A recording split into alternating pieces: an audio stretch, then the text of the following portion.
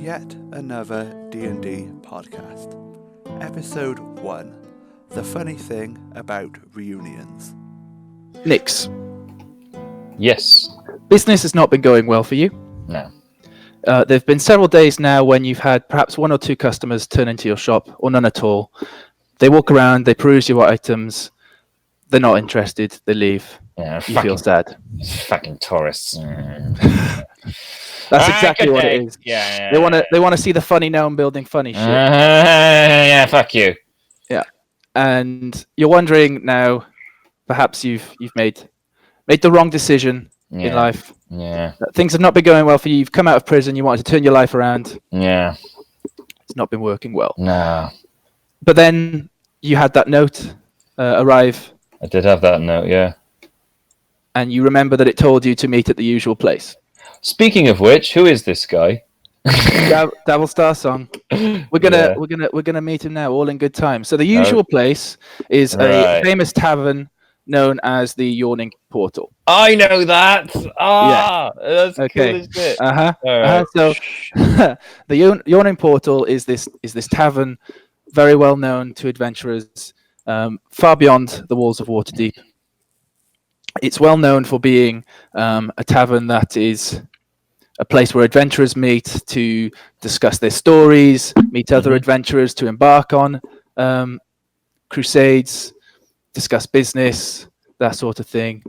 Anyone that's anyone tends to be in Waterdeep because anyone that's anyone was probably an adventurer at some point, and that's how they got their wealth. Yeah. So you tend to meet these people in the Yawning Portal. You know that this Davil Starsong wants you to meet at the Yawning Portal. That's the usual place for him. Okay. Yeah. And now you know Davil Starsong. He's in charge of recruitment and the public face of the Zentarum chapter. Yeah. Oh, my old employer. Yes. Okay. And now he's digging his head back up like he's something. Oh, well then. Nice. Okay. So we'll start the story with you've just arrived at the tavern. It's fairly late in the day. Sky is turning dark. This would be the usual time that you would meet Davil to discuss business back in your prime before you had been arrested. Oh, that cops took me away. It's warm inside. The candlelight. It's well lit, but it still feels cozy. You have all this laughing and jostling, drinks, slapping each other on the back, lots of laughter. You look around, and you find the table that Davil has always used towards the back, behind this strange circular well-looking thing in the middle of the tap room. I don't like this. I feel exposed. You do feel exposed. Yeah. I've been on the inside for a long time, and now there's just people everywhere. This is wrong. This is horrible. So your contact Davil, and I will send a picture of him for everyone. Yeah. Right, so this is Davil. So you see him sat at a table. He's got a few drinks. He looks like he's been enjoying the night. Behind him stands a tall, ashen-skinned, half-orc woman, her arms crossed, seemingly protecting him. Yes. Yeah. If you want. I'm gonna saunter up to Davil's table. I'm gonna sit down without really making eye contact with him, and just lean over to the side of him and go, "I'd rather this be somewhere less public instead of one of the most famous taverns in all of Waterdeep, but here we are." Toymaker, you've been out of the business for a while now. You're not going to be the one that tells me where we meet. You haven't talked to us. You've been out for a while now, and you haven't even come over and said hello. Well, I apologize, but you can excuse me for not wanting to jump straight back into the thing that put me in prison. There's a lot of people here, Davil. Oh, there is, but we're friends with all of them. And are we? Oh, hello! I wave at one of them, and just, what does he do? So you wave at this guy. He's this big dude. tattoos on his forehead. Yeah. He turns to you. He grunts. Hello. You're a tiny little dwarf. He doesn't actually know you. Davil was lying. Ah, see? He's not my friend. He's your friend. They're my friends. They're not yours. You've been out of it. Nix. No, really? Oh, wow. Thanks, thank you. Yeah, I am. Why am I here? Why am I here? Because, Nix, I don't hold it against you that you haven't been talking to us. You wanted to go straight. I understand. You've got a fancy little workshop going. I've been in there. It's nice. I like it. It's not. It's not. It's No, not it's nearly not. as exciting as the things you used to do. No, I know. Now I find myself just making. Oh, can you make me a clock? Oh yeah, I need a loving to watch the time in my hallway. Oh, can you please make me a self-dipping quill? That's my life. Yeah. Because people, because dipping your quills too much of an effort, so now they got to have these little. It's a load of shit, basically. Okay, right. I'll ask you about that later. No, don't, please. I'm bored of shitless. What are we doing here? Because Nix, I've always liked you. I don't hold it against you that you haven't talked to us. I have a job. I need someone of your talents. I need you. How much? You must have heard the rumors. How much have you heard about Neverember's horde of dragons? I've been away for a while. Roll a history check. Roll a history check. Okay, I'm pretty good at history. 11 Okay. plus. So yeah, you've been out of it for a while. Yeah. 11 plus, 11 plus 5, so that's 16. 11 plus 5. Oh no, actually that's pretty good. Okay, so the first thing you know is that Neverember, the Neverember he's referring to is Lord Daggalt Neverember. He was previously the Open Lord of the city of Waterdeep. So the Open Lord is the main guy. He's the ruler. He decides the laws. He runs the shit. There are these other lords called the Masked Lords. They help him. They're like a council, but nobody knows who they are. They're incognito. The reason they're called the Masked Lords. But the Open Lords is the main guy. Everybody knows who he is. So recently, I say recently, perhaps within the last year or two, Lord Daggalt Neverember was found out for stealing money, going into his own coffers. He was using money perhaps to help fund this other venture that he had, which was trying to rebuild this city called Neverwinter. Yeah. So that was going to be his second city. He was getting too greedy, basically. So he had all this money that he was embezzling from other people, siphoning it away from ventures that were meant to be done to run Waterdeep, and he stored it all away somewhere. Oh, okay. So when all this was found out, he was run out of town, no longer the Open Lord of Waterdeep. He's in hiding somewhere. He didn't have time to take this money with him. Okay, so everybody knows, not everybody, but lots of people know that there is a lot of money lying around somewhere in Waterdeep, but nobody knows where it is. The only person that knows where it is in hiding somewhere. Okay, what's his name again? Lord Daggalt Neverember. Neverember, okay. All right, after hearing this, I look at Davil and I go, you don't seriously believe in that, do you? Of course I believe in it.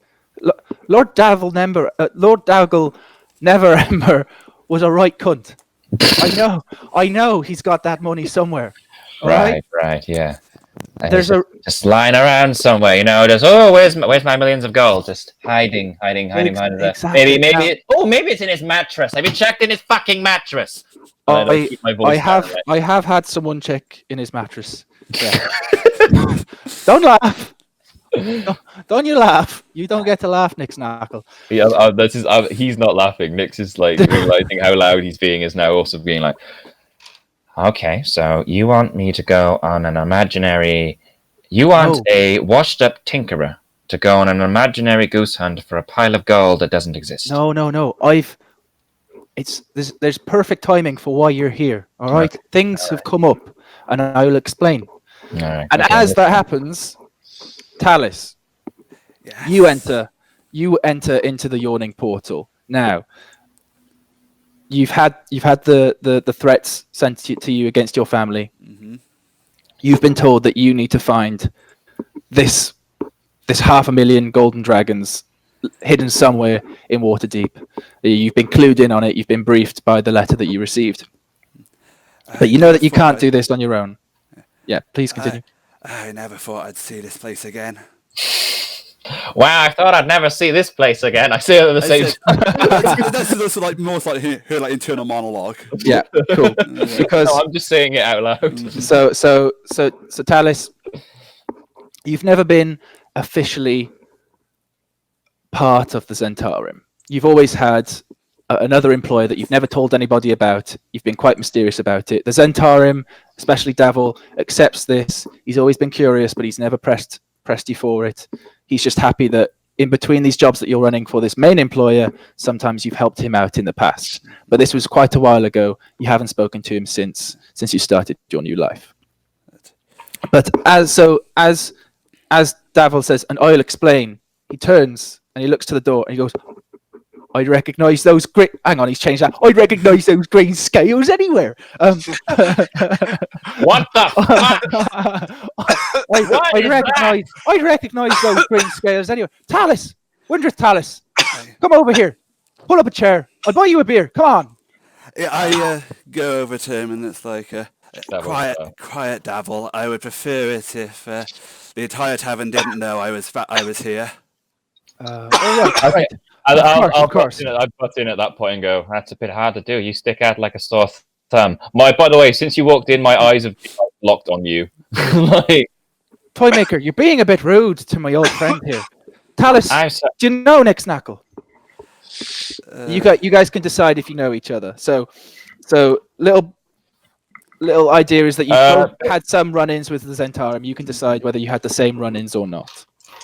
Probably not. I mean, like, I was kind of just a glorified arms dealer.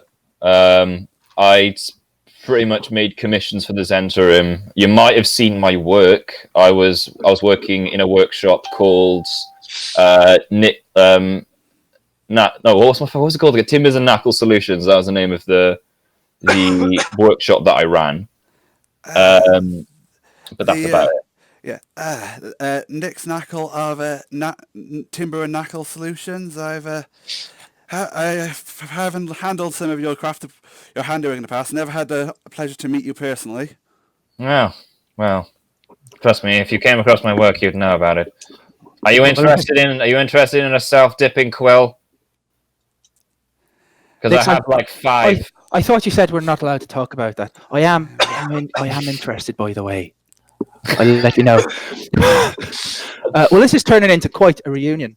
I wasn't expecting you here, Taliss, but I assume if you're here, you need to talk to me. You know, the funny thing about a reunion is that everyone in a reunion usually knows each other. Well, I know you all. Excuse me, Nick. You're being very rude. Taliss, what do you need? Why are you here? I'm looking for a crew. A crew for what, Taliss? Taliss, I thought you were out of this game. How's your family, Taliss? I mean, would he know about my family? He is one of the only ones that knows. He doesn't realize that you don't want people to know. Mm-hmm. He doesn't know because you told him. Okay. He knows because he's the Zentarum. Right. Okay. So you can act shocked. You can assume that he knows it. It's up to you. Leaning close towards him, mention my family again, and it will be the last word you ever say. Do I make myself clear? Whoa! Well, I don't. well, Taliss, I don't want those to be my last words. Those were, as far as last words go, they're kind of shitty. No. I like this girl. I like her. I like her too. I'm not going to be working with her because I'm not doing whatever the fuck you're telling me to do. Shall we get back to business after that unpleasantness? You need a crew. I need a crew. Mm-hmm. Is it the same crew? Is that the question? Are we looking for the same thing, Taliss? I'll start. I don't want you to. Go ahead. It begins with a D. Wait. It ends in Raggans. Wait. Before we go any further, can you buy us a... I think we put all this effort finding you. The least you can do is buy us a drink. Okay, and he says, of course. I hadn't even realised. I'd been drinking my own and hadn't realised you hadn't got one. He claps his fingers, the half-orc, the arms crossed behind him, bends down, like, yes, boss? Edgar, my dear, could you be ever so kind and get us 3 beers? And one for yourself, make it 4. Gives Yeah, a coin pouch. that's A coin pouch fine. that clearly has way too much coin in it for 4 beers. Right, okay. And gives it to her, slaps her on the thigh, because that's the only thing he can reach because she's so tall. And she grunts and walks over to the bar. She'll be a while. It's kind of busy today, you might have noticed. Yeah. So I'm looking for the dragons, Taliss. The golden dragons, Never Ember's lost hoard. Tell me that's what you're looking for too. My employer has need of those funds. Your employer, Taliss. You told me that you're not working for anyone anymore. Are you in trouble, Taliss? The family can help you. You just need to come back. Apparently, my employer had other ideas about my retirement. I see. Right, well, perhaps this is fortuitous. I'd like to meet this employer, because he's put you right in my lap at the perfect time. Because, fellas, you two are now part of a duo that are going to help me. And yourselves. Get some money. Yes, Nix. Hi. All right. Hello, Cool. Tie Maker. And stop calling me that. That's my alias. You're not supposed to say it. It's such a nice name. Stop Tie saying Maker. my fucking alias in public, man. Come on. He makes toys, everyone. He's really good. I Carry on, Nix. am 2 more toy maker mentions from walking away from this deal right now. Right, okay. Right. Now, listen to me. That little letter you sent to me on that night, you mentioned something about... You mentioned in the letter something about Frug. Right. Now my business is failing. You can just walk right into my workshop and figure that out for yourself if you want. It's a mess in there. I know. Nackle. You're not landed on your feet. No. I like you very much. We like you very much. The family wants you back, and we'll help you. Oh, where was this help when I was in prison? Where was it? I didn't see any of it. All I had was my big cellmate named Kevin. Kevin didn't show me any love. All the wrong love. Truth be told, Nix, we did kind of forget about you. Oh, you did. I'm a busy elf, Nix. I've got things to do. I can't worry about everyone that I know in prison. But I'm making it up now. I'm making it up now, Nix. So if you perform this job for us, you'll get some money. Right. And we will help you sort out timbers. All right? Whichever one is more important to you, the money or getting the timbers, we will help.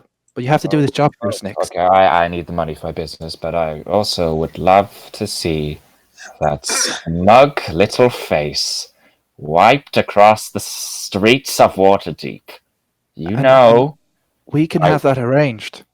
And the same goes for you, Taliss. If you need something more than the money, we can help you. You just need to help us first. What do you say, both of you? Are you in? I can't tell you any more until you say you're in. I love this. Yeah. You've got tiny little soft hands. I just look at him just like Daddy and go, don't you ever refer to my hands as tiny or soft again. All right, you've got very small... Don't fuck with me. You know not to fuck with me. You know you've seen what I can do. Oh, Nix. All right, Taliss, what about you? Are you in? It sounds like you've got no choice. You have to spit, Taliss. We're spitting now. Oh, yeah. It's a new thing. What's your name, Taliss? Yeah. I reached out my hand. Come on. I need to know I can trust you. Come on. Just Taliss, and I shake his hand. And then Davil spits his hand, and while you're shaking, puts it on the top like hot potato. I fucking love when a plan comes together. Right. Okay. If this heist is going to be as big as it seems, we're going to need more than just the 2 of us. Yeah, I was starting to think that. We'll discuss things. But first, I need to tell you what the plan is. And he points to this table. And on the table, there's this very flamboyant man, big hat, feather cap, mustachios, pointed beard. You'd think he would look out of place in a rough and tumble place like this, but actually, dotted around the place, there are other people that look quite well to do. You think they've been successful adventurers perhaps in the past because of the reputation that the Yawning Portal has. Yeah. This man seems quite distraught, and he's talking to another man in a white shirt, rolled up sleeves, brownish hair, mousy brown hair. Behind this man that he's talking to, there is another seeming bodyguard. So a man in full armor, arms crossed, just like the half-orc had been when you were first talking to Davil. This man with a hat, he's got something that we need if we're going to get this man working. What, that hat? We need that hat. Davison! Hello. You've been working with your friend Volo on his next book. It's been going quite well, but very suddenly, Volo became quite distraught. Mm-hmm. It turns out that his very close friend and drinking partner, Floon Blagmar, has gone missing. Volo was the last one to see him, as far as he's aware. He thinks perhaps it's his fault that Floon has gone missing because Floon was quite drunk. He did not escort him home. He's very upset. You know enough about Volo that he cares most about his friends, even beyond himself, which is quite a lot. And so he's trying to get some adventurers to help find his friend Floon. Because you are a spellcaster of some capabilities and you're quite close to Volo, he's the only one that's looked out for you since you've arrived in Waterdeep. You owe it to him to help find this other friend. Mm-hmm. So you're here at the Yawning Portal with Volo, hoping to recruit other adventurers to find Floon. I've got to think of a voice for Volo now. Hello, I'm Volo. Hello, I am Volo. Davison, it's not working. Davison, we've been here for hours and no one's interested. Look, we just need to find the right people. I'm sure if we ask some loners, that they'll have some free time. Time is of the essence, Davison. I don't know where Floon is. He could be hurt. He could be in danger. He could be anywhere. Is there anything that you can remember to help us? Maybe someone here knows something. The last I saw him, he was at the where was it? I love that place. It's on the tip of my tongue. It's on the tip of my tongue. I remember it. The last I saw him, he was in the Skewered Dragon. I left earlier. I came back to start writing. I work best when I'm drunk, you know. And I haven't seen him since. I can't give anyone any more information. I simply don't know. Wait, what was the name of that place again? The Skewered Dragon. It's a tavern in the dock ward. We like it very much. We go there to drink a lot. He's actually quite charming. I don't mean to be what's the word, stereotypical, but there is some funny looking folk over there having a nice conversation. Funny looking folk? Where? You mean over there? They're all funny looking folk. While he's saying this, I've pulled out one of my self-dipping quills and I'm showing it to Taliss. Okay, you see, with this, it's really interesting invention. You can it dips the quill for you. You never have to dip again. Can you buy 5 off me, please? I'm not sure, Davison. They seem to just be selling quills. I mean, you never know. They could be the exact kind of loners that I was talking about. I just need a sign, Davison, that I'm doing the right thing. Pick up the take the self-defeating quill and it's like pull out a scrap of parchment and like sort of sketching like a draconic rune. Yeah. I have calligrapher's tools. That's proficiency. Very good. Yes. You're a drawer. You draw. That's cool. I guess. Carry on with your plot. No. Yeah. Hey, he's just scribbled something that might be of interest. I mean, it could be nothing, but Davison, you're my friend. You're my only friend in here right now. If you think the people that we should be talking to, perhaps you and Heston should make your introductions. Yes, I think we I've should. drank too much. I can't even get up. I'm also Sit gonna. here, my friend. I'm also gonna use. deal with it. Hang on a sec. I want to do something. I'm gonna use my racial trait Tinker ability to make an on-the-spot tiny little mechanical horse that's about this big. Oh, And okay. I'm just gonna Very cool. wind it up on the table, and it's just gonna be like doing circles around the table. Be like, Okay. So this tiny So- tiny little coppery clockwork horse starts whinnying, little high pitch like and running around the table, and Davil is like, he's forgotten what he was telling you about. He's about to tell you why you need to speak to these guys at the other table, but he's like, yeah, he's had a lot to drink, and he Yeah. thinks the horse is fucking amazing. yeah. So this is what I do. This is what you can expect from me. I'll buy that and 5 quills. I'm not even joking. Oh really? Oh, okay. Now, can Okay. I set you up for 7? Oh, it's 7. Fine. I like it. Okay. So Right. he points to again to these guys. You're distracting me, Nix. Okay. So that man over there is Volo Thamp Gadarn. You might know him.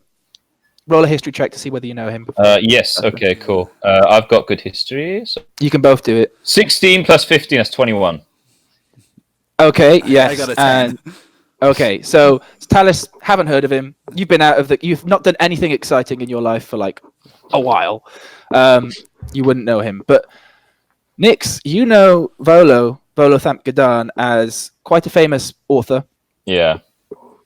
Not a very good spellcaster, but Did he's he an do author. it? Did he do a particular? Did he bring out a particular guide to monsters? He did. Volo's Guide to Monsters, very famous. Okay. Right. Very famous. It sold very quickly. He's also known for other things, like he's written a guide to Waterdeep. In fact, anytime someone enters the city, they're given this pamphlet that Volo has penned himself, giving them interesting information on where to go, things to see in Waterdeep. Okay. And actually, if any of you were ever interested in that out of game, I can give you a copy. Okay. Cool. Nice. Or I can link you to it. You can read it yourselves, actually, but I can link you directly to it. So Davil says, "That's right, Nix. It's Volo Thamp fucking Gadarn. He's a big fucking name. You're friends with Volo? I'm not friends with him, but I know who he is friends with." He then goes on to explain.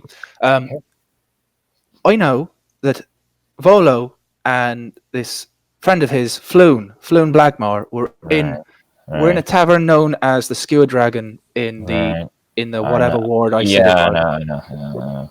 Another one. What you might not know is the Skewer Dragon is a Zentaurum stronghold. So we'd been watching him all night. Oh, right, okay. Volo left early. Because you're a big fan, or just he's done something to piss you off? But I like him. He writes right. well. Cool. I Nice. sometimes flick through the pages. It's got a nice Do picture. you want me to get his autograph or something for you? No, Nix, I've forgotten how rude you were. Starting to. Yeah, you don't learn good manners in prison. That's fair. The point is, he left early. Floon stayed behind. Right. Floon then met up with another drinking buddy, a certain Renaer Neverember, the firstborn son of Lord Daggled Neverember, the very man who'd lost all those coins. Right. So he's. We know that then eventually Floon and Renaer left the Skewered, whatever the fuck it's called, Right. and they were jumped, kidnapped. We're not interested in this Floon character. Fuck Floon. Volo, I love Volo, but I don't care about Floon. Renaer is who we're really interested in. We find Floon, we find Renaer. Right. Okay. Do we know why they were jumped? Or they just. If you're trying to look for Neverember's golden dragons, you find the first Neverember. You fucking jump him. You kidnap him. You ask him where the fucking dragons are. Right. I'd have done it if I was there, to be perfectly honest. Renaer's been in hiding since Daggled was in hiding because he knows the associations. But I guess people like this Floon character. Never met him myself. The Zentaurum know everything that happens in the city. Surely you must have some idea who did this. We do. We recognise some of the characters. I think they were thugs in the Xanathar's Thieves Guild. A nasty bunch that we've sometimes worked with, but tensions are high at the moment for some reason. Do I know wait, that? Can I like roll You history? can, What if do I you know want to about- roll, if you want to roll history checks, you certainly can. 10 again. Taliss, I got you've forgotten everything. 4 Okay. plus 5, so Okay, 9. so you just know that they are the Thieves Guild here in Waterdeep. You don't know a lot about them. You know that they're not the Zentarim. Okay. They're two separate criminal organizations. The Zentarim isn't really criminal anymore. They're trying to set themselves straight. Okay, so back to Davison. So the last we talked, Volo was like, "Oh, maybe you should go and talk to them." I'm not sure they're the right people, Davison. Yes. Well, at this point, I don't think we've got a lot to lose. So I might as well go and see what they're doing. Ask them, maybe give them some gold. I don't know. Okay, so you're going to leave the table and go over to them. Yes. Okay, so as you get up and you start to cross the threshold, so the way this tavern works is there might be other adjacent rooms, but there's this one central chamber where the bar is, and it's we'll say it's circular, and right in the middle there's this weird well covered at the moment. And in order to get to the table, you're going to have to go from one side and cross past this well. As you do so, you start hearing this weird rumbling coming from the ground.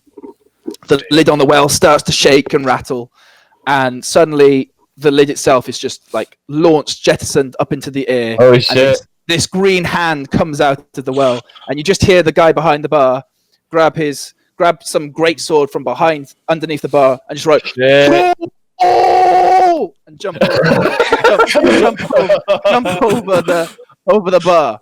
Okay, this green, seemingly humanoid but very large, welts all over him, open wounds that are healing and knitting very quickly, very large nose dripping with slime, mucus, crawls out, the slime spills over the top, splats on the ground as this seemingly shouldn't even be able to fit through this small opening in the well, but he's managing it somehow. He's quite lanky, matted hair, climbs out of the well, and these strange like naked mole rats crossed with mosquitoes start flying up above him as well. There's like maybe 9 of them all flying over him. Some of them have flown off of his back where it looks like to you they might have been feeding on him, and they're all flying up in the air as well. And you're the closest, Davison, to this. Oh shit! The troll is coming for you. So I'd like everyone. Coming. I would like everyone to roll initiative for me, please. Okay. So what did everyone get? I got 13. 13. So it'll be Owen, me, then Gareth. Yeah, I got 8. Okay, so Owen. Hooray for monk I'm reactions. the first one to see it then. Yeah, you see it. You'll see it. Well, perhaps you're not the first one. Please tell me the barman is his decent stats. He's pretty good. He's pretty good. Hey, right, okay. That's pretty good. Okay, so where in relation is? Are you going to be bringing up a map for this? We're going to do Theatre of the Mind for this because there was no officially given map. Okay, cool. No worries. So, where in relation is my bodyguard? Was he so your bodyguard is like he just I don't know whose bodyguard. Who this is meant to be. No. He's never far behind you. I'd say he's only 5 feet behind you. He's very close. Unless you tell him otherwise, he likes to stick with you. And then, fuck the bartender. Okay. Fuck the bartender. I'm gonna fuck the bartender. What do I have to roll to fuck the bartender? Okay, so he has a +2. Okay, so he got 19. Okay, so bring me in the room. What's going on? Okay, so this troll has come out of the well. A lot of the other patrons seem to not be bothered. Perhaps to them this is a regular occurrence. Perhaps to them they're too drunk. Perhaps they're not actually adventurers like perhaps you'd assumed they were. Yeah. It seems to you like the only ones that actually are taking this into account is the bartender, this man that is close to the well, this well-armored bodyguard behind him, the trolls and the sturges. You hear Davil say, if he's going to be part of speaking to Volo, you better make sure he stays alive, Nix. Fuck! I didn't even. And then I'll like reach into like my bag. Nix, you are not the first one to go. Am I not? You are not the first one to go. Oh. Nine of these things are flying up above the troll. Okay. 5 of them fly back into the well the moment they see all these people out here. They're not very brave. But that still leaves 5 of these flying creatures, which, if any of you are proficient in nature, you would know them as sturges. Stirges. They're flying around still. No, I got a +3 in nature. Their stomachs were not as distended as the other sturges that flew in. So the other ones that flew in were well fed. These guys are still hungry. So these sturges also notice Davison, and they fly down to attack. Oh shit! Oh shit! Okay, so there's 4 of them. So, ooh, shit me. Oh, nice. They have this blood drain. Okay. So, 3 out of the 4 hit you. Well, it was nice knowing you. This will not end well for you. It's okay because we've got 2 other characters. You can play as Frederick or Harry Bikeman. No, I'd rather play as me. It's fine. Chill. Okay, so one of them comes down for you, and you just go swat it out of the way instinctually, but that leaves you open for these other 3 that quickly come in all in quick succession, and go for your exposed forearms and your neck, anything that hasn't got clothing on it. Well, one of them deals 4 damage.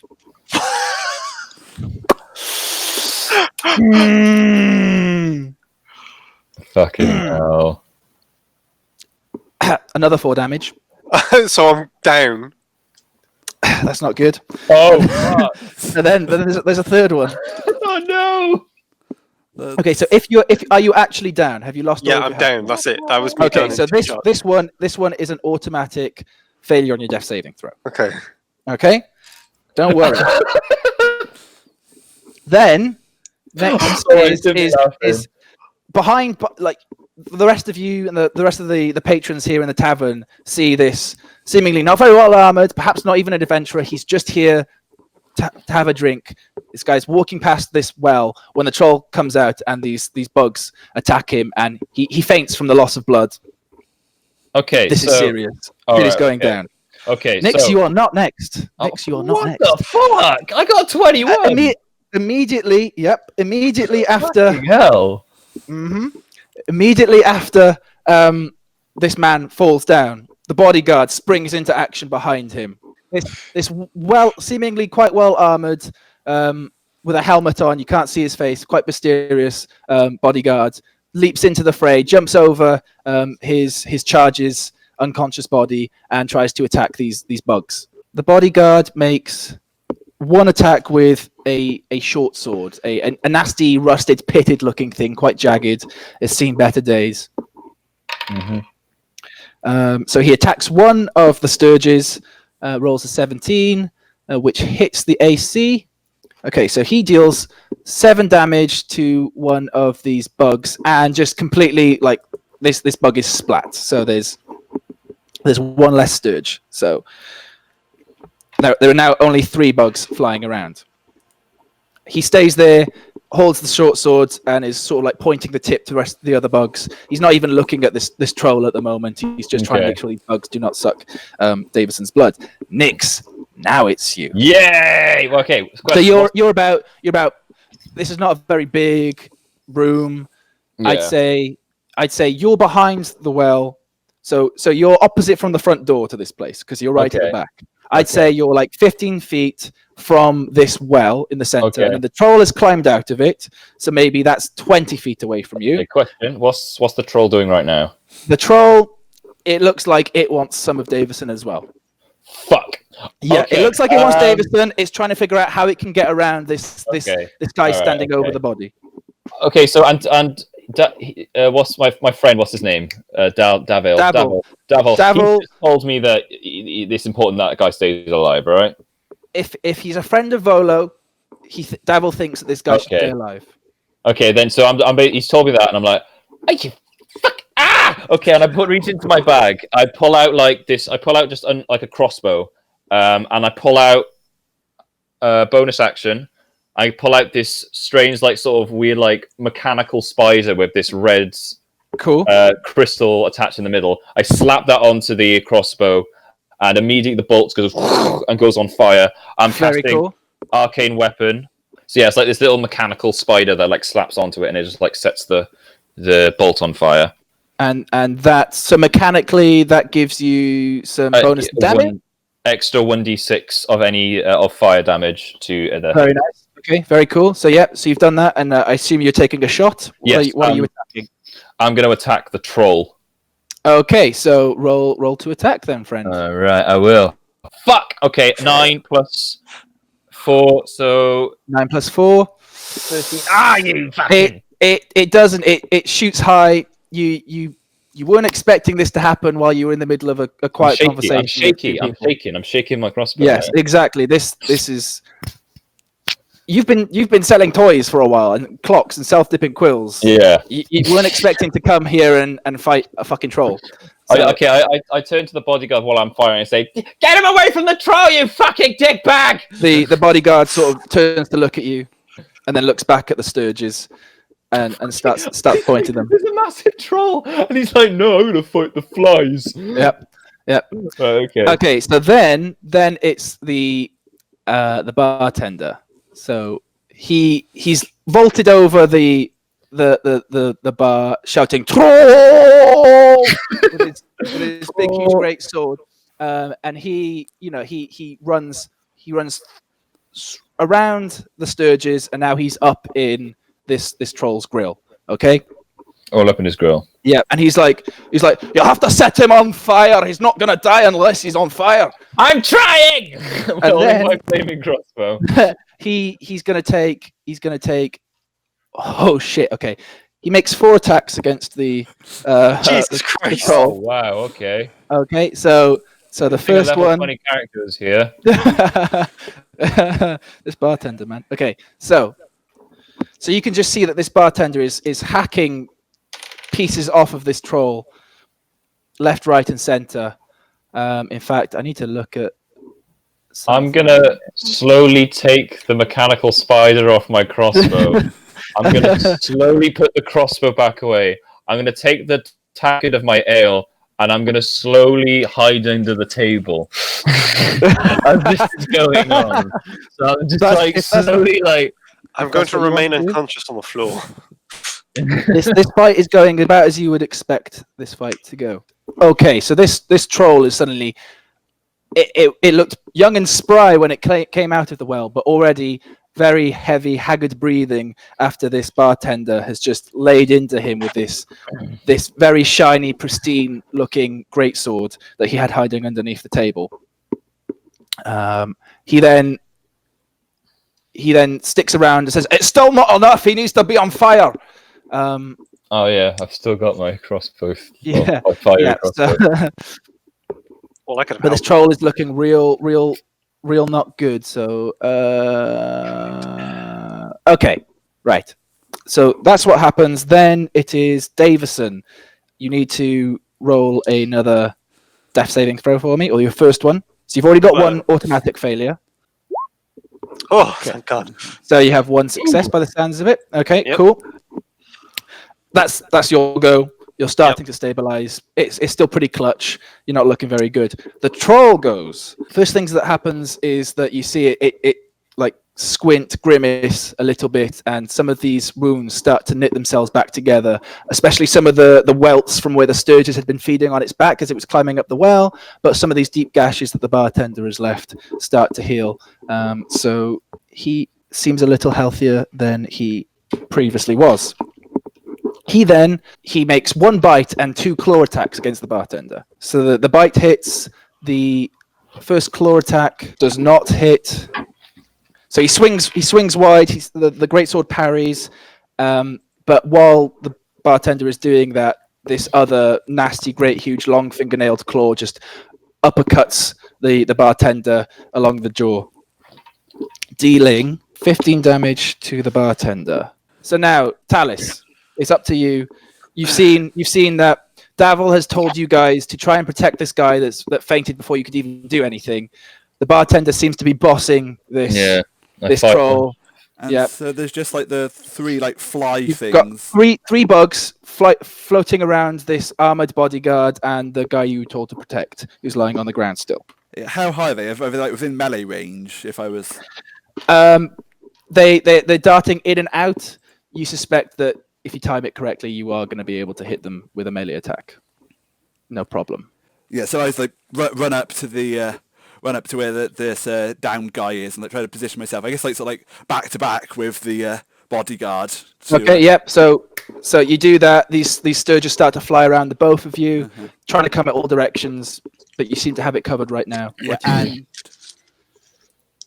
can I just attack them, or do I have to ready an action for when they? No, attack? you can certainly attack them. Yeah, okay, so I like just like draw my sword and like slash at them in one motion.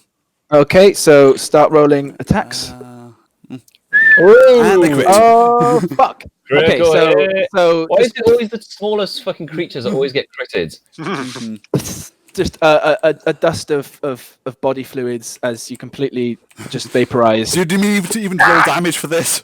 No, you do not. You do not need to roll damage. Okay. There's no way you could not roll enough. So that leaves 2 sturges flying around. My little goggles. Okay, and then I like take the slash, and then I like continue my motion into like a spinning kick, because I can do it as a monk. Yes. I can. Correct. Yeah. Another unarmed attack. Okay, so that hits. Roll some damage. Another sturge is dead. So that leaves one sturge still floating around, still trying to get around the bodyguard. Okay, so you've dealt with all of them that were facing you, and now there's one sturge left. So we're back up to the top of the round. One of the patrons in the tavern reaches over the bar, where the bartender keeps the good stuff. Takes out this red vial, uncorks it, runs over to Davison's unconscious body, tilts back his neck, and pours down this viscous red fluid that little bits of glitter are coming off of it as it goes down your body.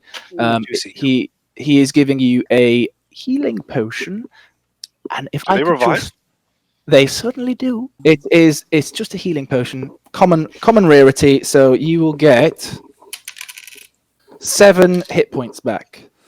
Nice. Okay, so now you're up, Davison. Okay, yep. You're back in the action. I shoot back up. Oh look, he's okay. We can stop now. I shoot back up. I look around. I try and find my friend. He's standing over you. So right now you're prone, and Davison, it's not your turn. Yeah, you're prone with like your bodyguard and like a random lizard woman you've never met standing over you. So the last thing you remember before you were knocked unconscious were these bugs bit you, you fainted. You wake up, and now there's a green lizard and your bodyguard stood over you, still with like a troll fighting in the center and a bug trying to get to you because you're quite tasty. So it's not your go, it is the bug's go. Okay. And it tries to flit between both the bodyguard and the green dragonborn to try and get a bite at you. So both the bodyguard, you just taste good. The bodyguard and Taliss both get an attack of opportunity if they would like to take it. Yeah, I'll make an Okay, attack. so you can go first. Okay, so is that's with your pluses and everything? Yeah, that's +4 to hit. Okay, so you miss with the swipe of your swords, but the bodyguard is gonna go for it. Ooh, it's looking good. It's looking real good. The bodyguard goes for it, and there's another fine mist as this sturge is sliced clean in half. So no more sturges. Only enemy left now, seemingly, is this troll. Okay, right. It's the bodyguard next, is it? It's the bodyguard next. Yes. So seeing that its charge is okay, it stays where it is and points its sword towards the troll in case the troll is going to come towards it. Okay. Nyx. Cool. I'm gonna because I'm standing using the table as cover. I'm about 3 foot, so I probably do come up to about here. So with the flaming crossbow, I'm just gonna slowly duck my head. And go. Did you say fire? Set it on fire. I don't want fire. Right. Okay. And I'm gonna point the crossbow at him again. I'm gonna take another shot. Okay. Roll. 12 plus 4, so that's 17. 12. No, That hits. 16. Sorry. That hits. Yes. Okay, so that's a 1d. Okay, so the crossbow, that's 1d8 of normal damage plus 2. Let me just Okay. roll that 1d8. So that's 4 plus 2 piercing damage and an additional 1d6 fire damage. So 4 plus 2, 6 plus 2. So that's 8 points of damage. With the it's now on fire. Okay, so so the flames quickly catch. It seems like this mucous membrane that it has across his skin is highly flammable for some stupid evolutionary reason, and he quickly sets aflame far faster than you thought he would do. Holy shit! Like you see that these wounds that have been quickly healing, the healing process is stunted. It's not able to do so while the fire is spreading across its body. Okay, I'm gonna look at Davos, my friend, and I'd be like, I didn't know it would do that. I didn't. He's grabbed this now inanimate horse and he's like trotting it around on the table. Like he's had far too much to drink. It's the the bartender's go. So bartender overcompensates with the amount of swings. Swings his big dick around. He does the copter. Helicopter. Helicopter. Okay, so he swings a whole bunch of times. So far, 3 of them have hit natural 20. So I'm not going to roll with the fire. The amount of damage that the bartender is able to do with this magical greatsword, the troll falls motionless. People that have dealt with trolls before are here in the tavern and they watch it for a very long time. There's this prolonged period of silence where everyone's watching this troll, wondering whether he's going to come back. But the spread of the fire, Tuck my head. the body starts to burn and get to a point where there's no coming back even for a troll. Okay, a troll I'm going to poking my head behind one of the chairs. Like, is it over? Aye, lad. You fought well. Good job. I'm going to duck back behind the chair. Okay, so that's sorted. You guys are now left bloodied. Some of you hurt. Standing in the middle of this tap room. What are you guys doing?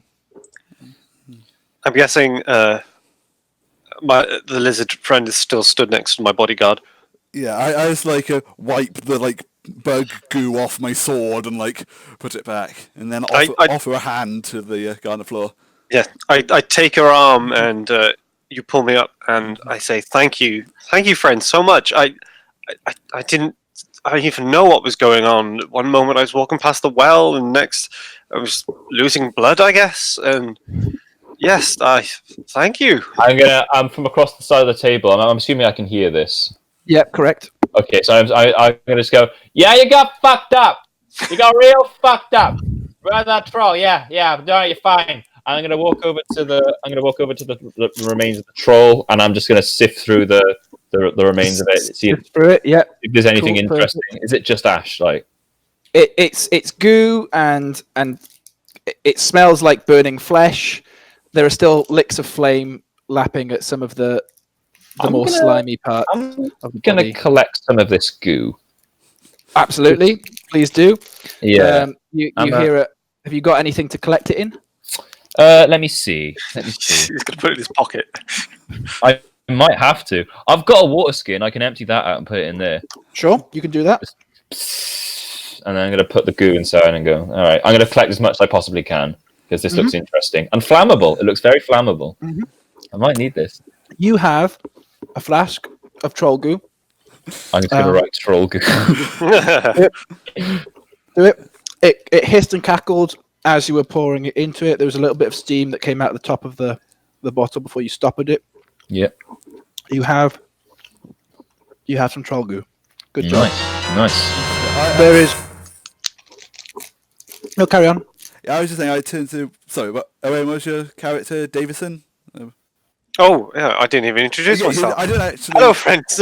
Yeah, by the way, my name is Davison Owain, and this is my friend, my loyal bodyguard. Yes. The bodyguard just nods. My name is Clanless Taliss. There is nice to meet you, and shake his hand. There is something you could do for us. Come, and I lead him back over towards the table where we were sat earlier. Yes, by all means. I'm still fascinated with the troll goo. I'm still by the troll goo. I'm going to stay here until I get called over. When you looked at the troll, there were weapons in the back as well, but there were no weapons of value. They were rusted, pitted. They're not even weapons that you find yourself very comfortable using anyway. All right, I got one last sniff. I'll go back to the table. Okay. Friend seems to have a bit of a thing for that troll goo. It's very interesting material, but seems a bit too fascinated with it, if you ask me. Hey, I'm gonna work my way back up, and I gotta turn to Davison and go, "Yo, troll bait. What's your name?" My name is Davison Owain. This is my friend of my bodyguard. Pleased to make your acquaintance. Thank you very much for helping me. I'm gonna shake your hand with my hand that's already covered in troll goo. It's like, yeah. The bodyguard sort of puts his hands in the way of Davison's chest and pushes him a little bit backward at the sight of that, and just stares intently at you, Nix. Well, this is going to be a very, very difficult relationship with you around. I did take out my hand to go and shake, but I trust in the actions of my friend. The bodyguard just stares at the troll hand. Yeah, I look at the bodyguard like, don't speak much, do you? He turns to look at you, then looks away again. He's a man of very few words, but his actions speak louder than any would. I'm really good at playing a Taliss character. Yeah, I get that. So Davil's still playing with the little horse and goes, "Are you all right, Davison? You looked like you had the shit beaten out of you." Oh yeah, it's nothing that I haven't gone through before. I mean, blood loss is just a matter of life. He pockets the horse and extends his hand. You didn't pay for that. I'll pay you well. My name is Davil Starsong. Nice to meet you, Dallas. Lovely to meet you. We have some business to discuss. I think I'll let my friends take over. I've had a few to drink, you see. That's very convenient. I was just about to head over to discuss some business of my own. Well, paint me red and fuck me like a dragon. The stars have aligned. I resent that comment. I'm sorry, Taliss. Your dream. I'm not doing that again. I thought it was fine. You have some very interesting ideas of bonding a relationship. You know that, right? You know I've told you that. Who, me? Yeah, you. Everyone's my friend, Nix, until they're proven otherwise. That's how I do it. Yeah. Friends. I remember those. That's a nice word. Yeah, friends. Yeah, friends. We're friends. Okay then. Yagra, where are you with those drinks?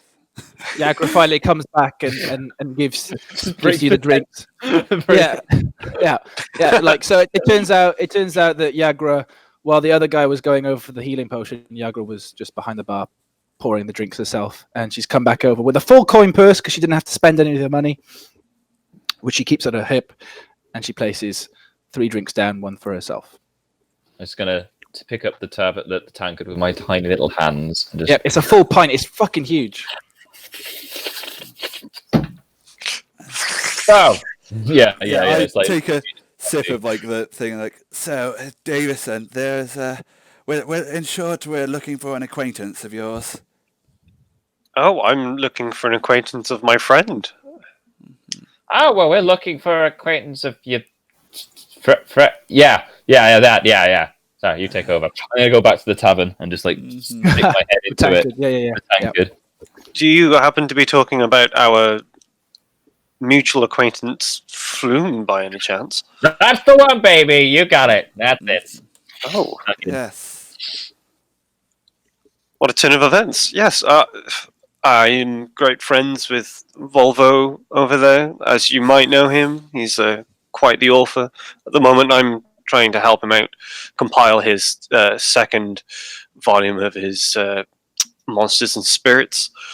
And yes, he's very distraught about the disappearance of his friend Floon, and I owe that man a lot, so I'm trying to find other adventurers to help me find Floon, and that's why I was going to approach you.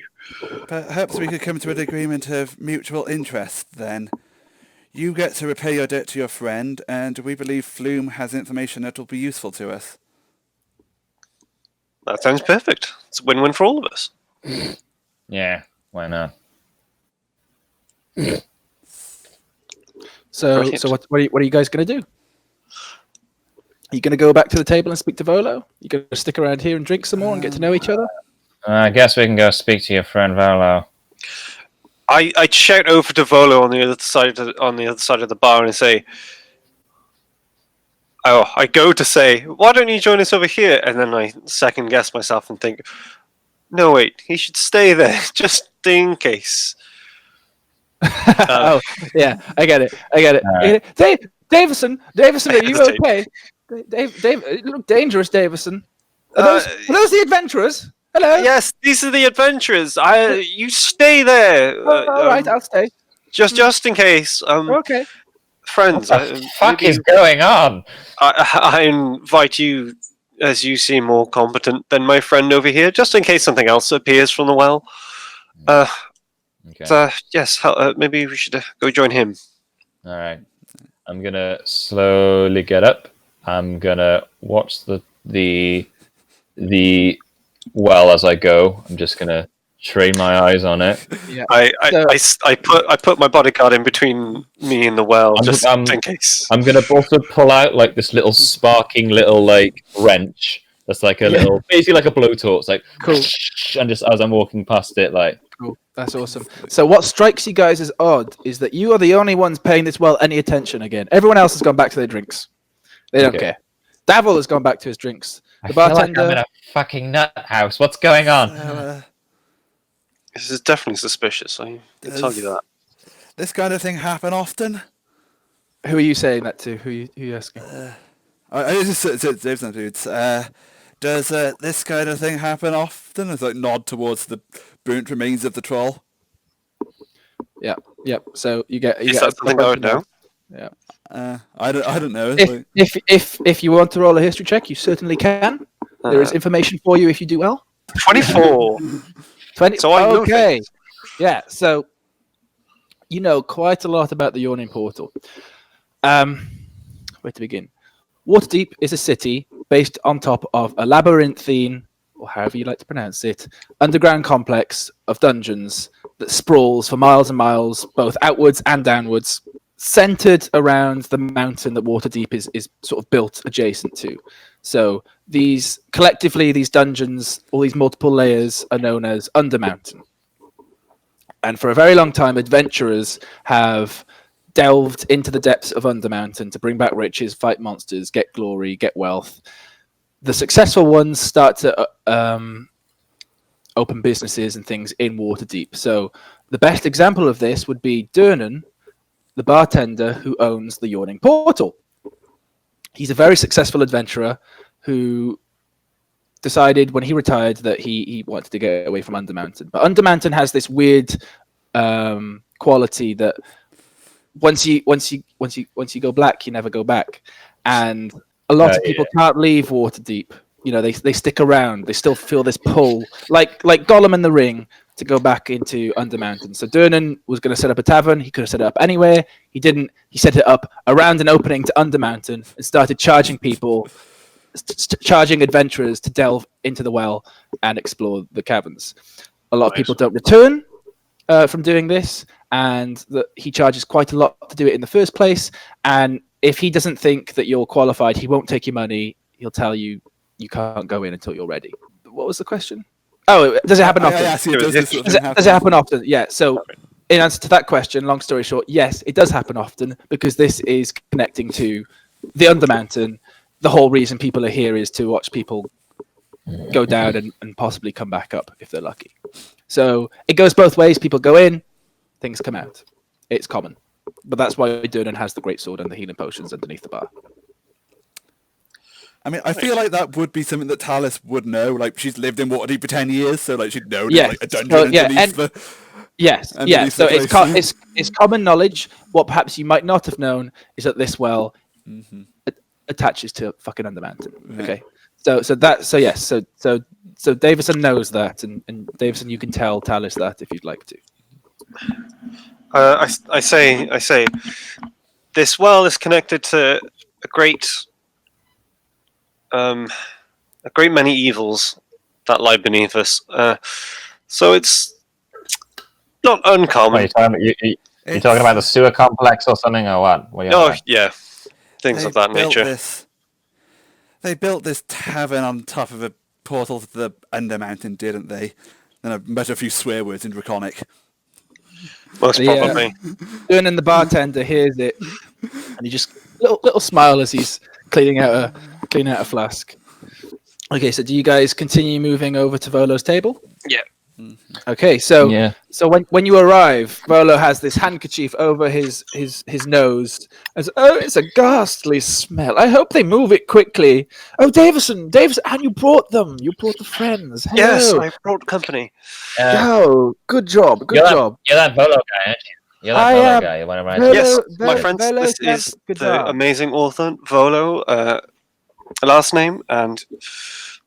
He bows very low and he says, Volo Thampkadan, chronicler, wizard, and celebrity at your service. I trust you've noted the violence in our fair city these past 10 days. I haven't seen so much blood since my last visit to Baldur's Gate. But now I fear I have misplaced a friend amid this odious malevolence. My friend's name is Floon Blackmar. He's got more beauty than brains, and I worry he took a bad way home a couple of nights ago and was kidnapped, or worse. If you agree to track him down with all due haste, I can offer you 10 dragons apiece now, and I can give you 10 times that when you find Floon. Will you help me? 10 dragons apiece. Yeah. That's a lot of money. I know it's a lot of money. I'm talking to myself. Leave me alone. Volvo, what have I told you about flaunting your money like that? I know, but it's Floon. He's so pretty. The standard rate for these sorts of contracts is 50% up front, 50% on completion of the job. Yep. Yeah. I'm going to lean towards Taliss and go, yeah. Mm-hmm. But this is not a standard affair. Seems pretty fucking standard to me. 10 gold Some pieces goes now. miss, some goes mashing in one piece. No, 10 now. 10 times as much when you come back. That's the deal. Yeah, unfortunately, at the moment, he is having some funding troubles because he's taking a while to write it. But I have the money. He does. I can assure you that much.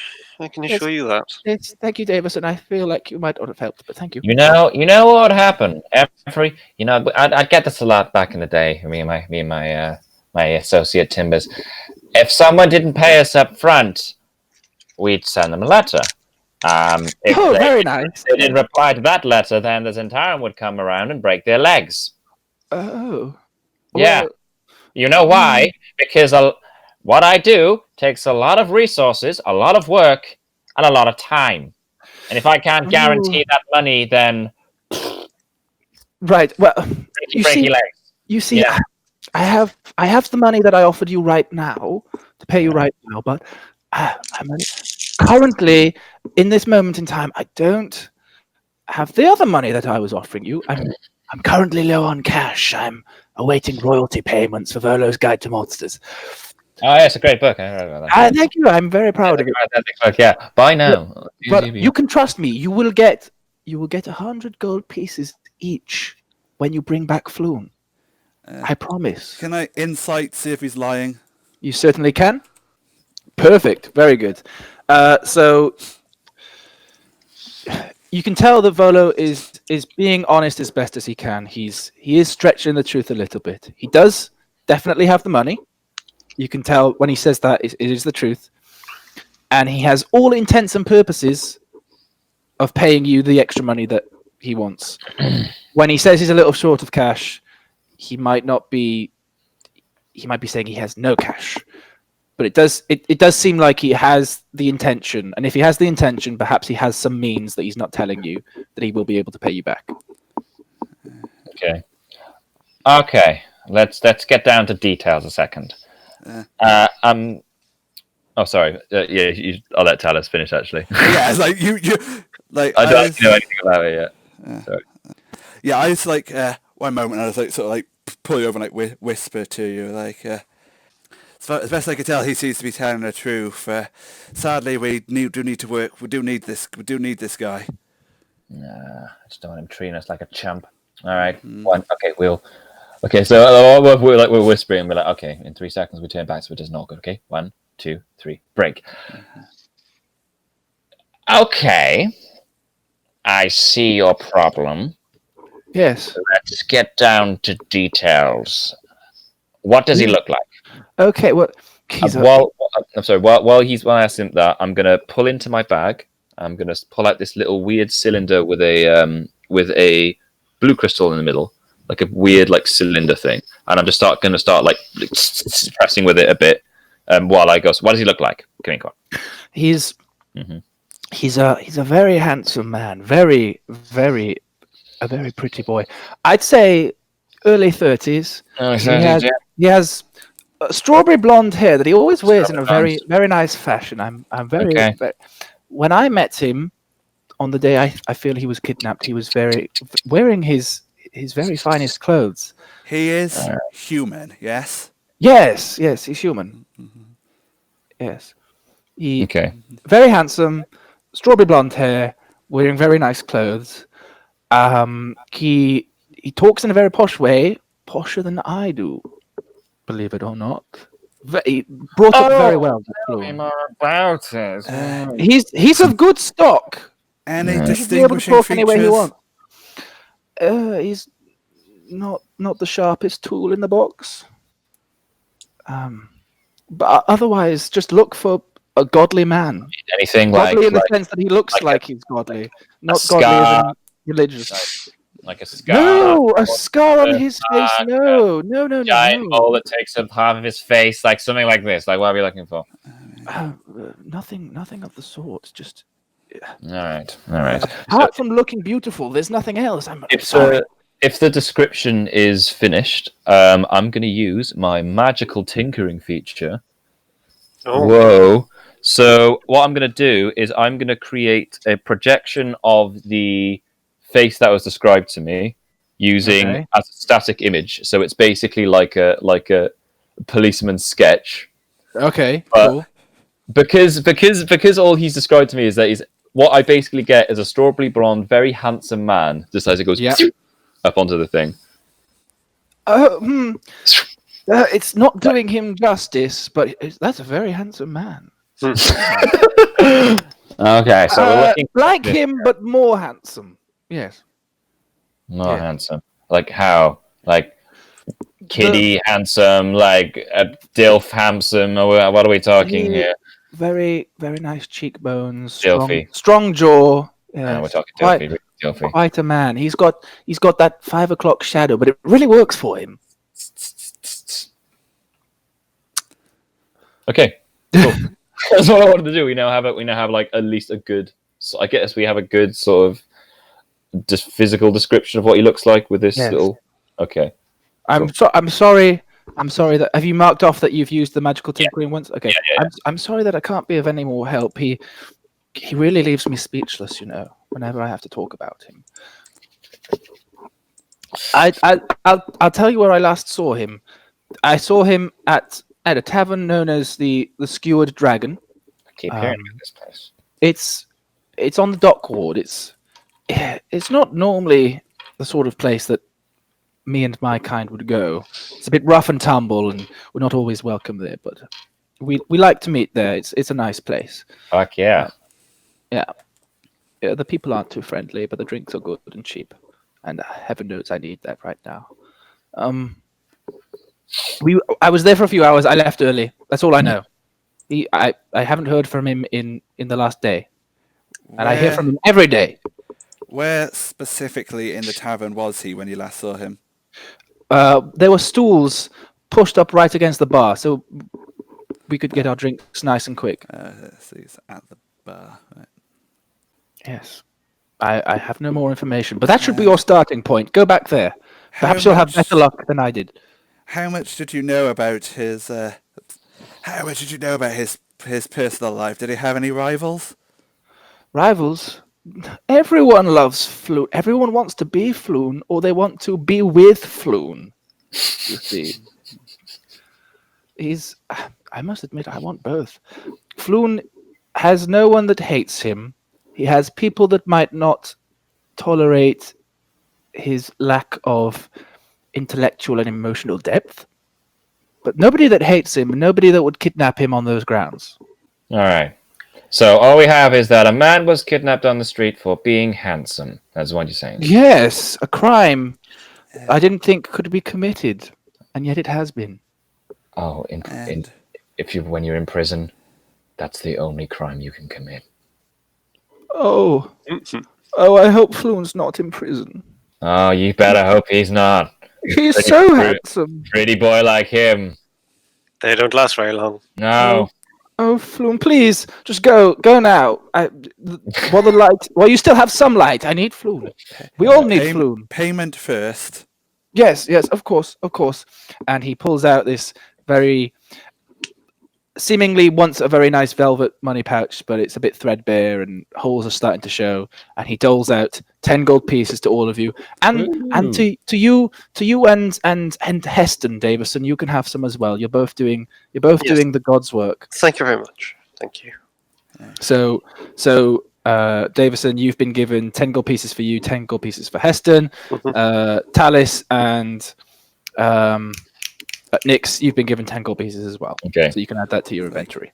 Yeah, so they hold my head. Very well, we have a contract. Thank you. I'm not going to do the spitting thing. I saw other people doing it, and I'm afraid it's not my thing. Come on, how do I know if I can't trust you? Come on. That will not be necessary, thank you. No. No. A little bit of spittle on his hand, and he extends it to Nix.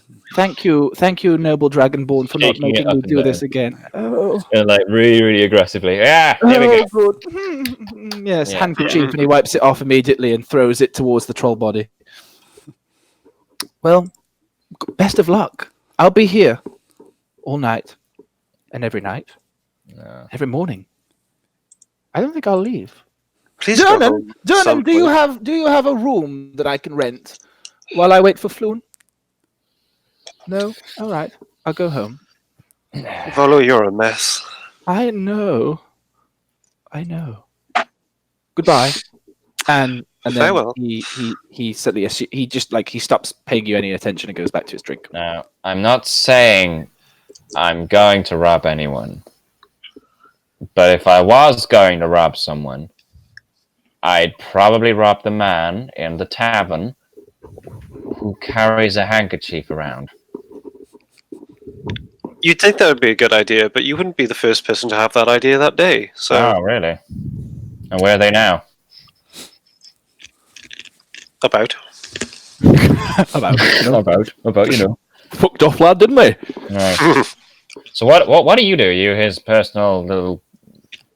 No, we're simply friends. I am a doctor with the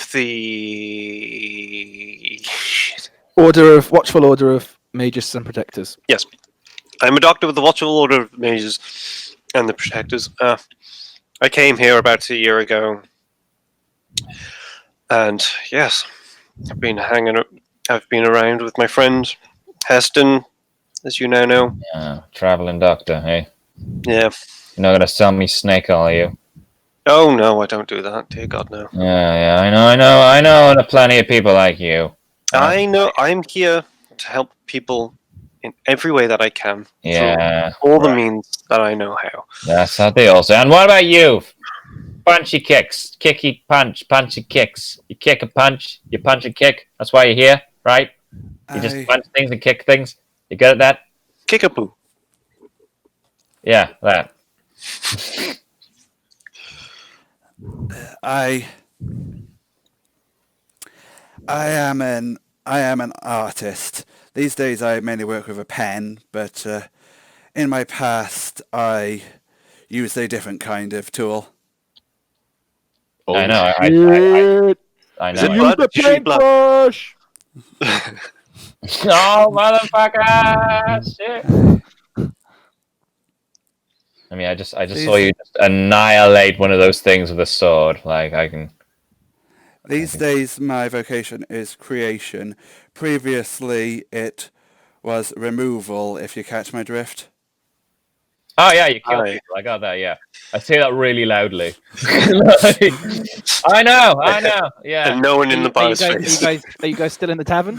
yeah. So you get one person turn and look at you, but he's only looking at you because you're talking too loudly. What? He turns up. back to his drink. Yeah. That's what I thought. Yeah, I'm about like 3 foot tall as well, so I probably come about up to your thighs, and I'm like this tiny little man telling this guy to fuck off. Yeah, that's what I thought. Fuck off. Yeah. He starts laughing and takes a sip. What? What are you fucking laughing at? I will. My fuck friend, you up. please I will- stop. These I will people are not fun to interact with, especially after a few drinks. Yeah, I spit in his general direction, and I'm like, right. Okay, well he starts like he pushes his chair back and stands up, and this is a big fucker. And he just turns around, and he takes the handkerchief off the troll body, and he wipes the spit away, and he puts the handkerchief back on the troll body and sits back down and drinks. He's very polite. I'm not.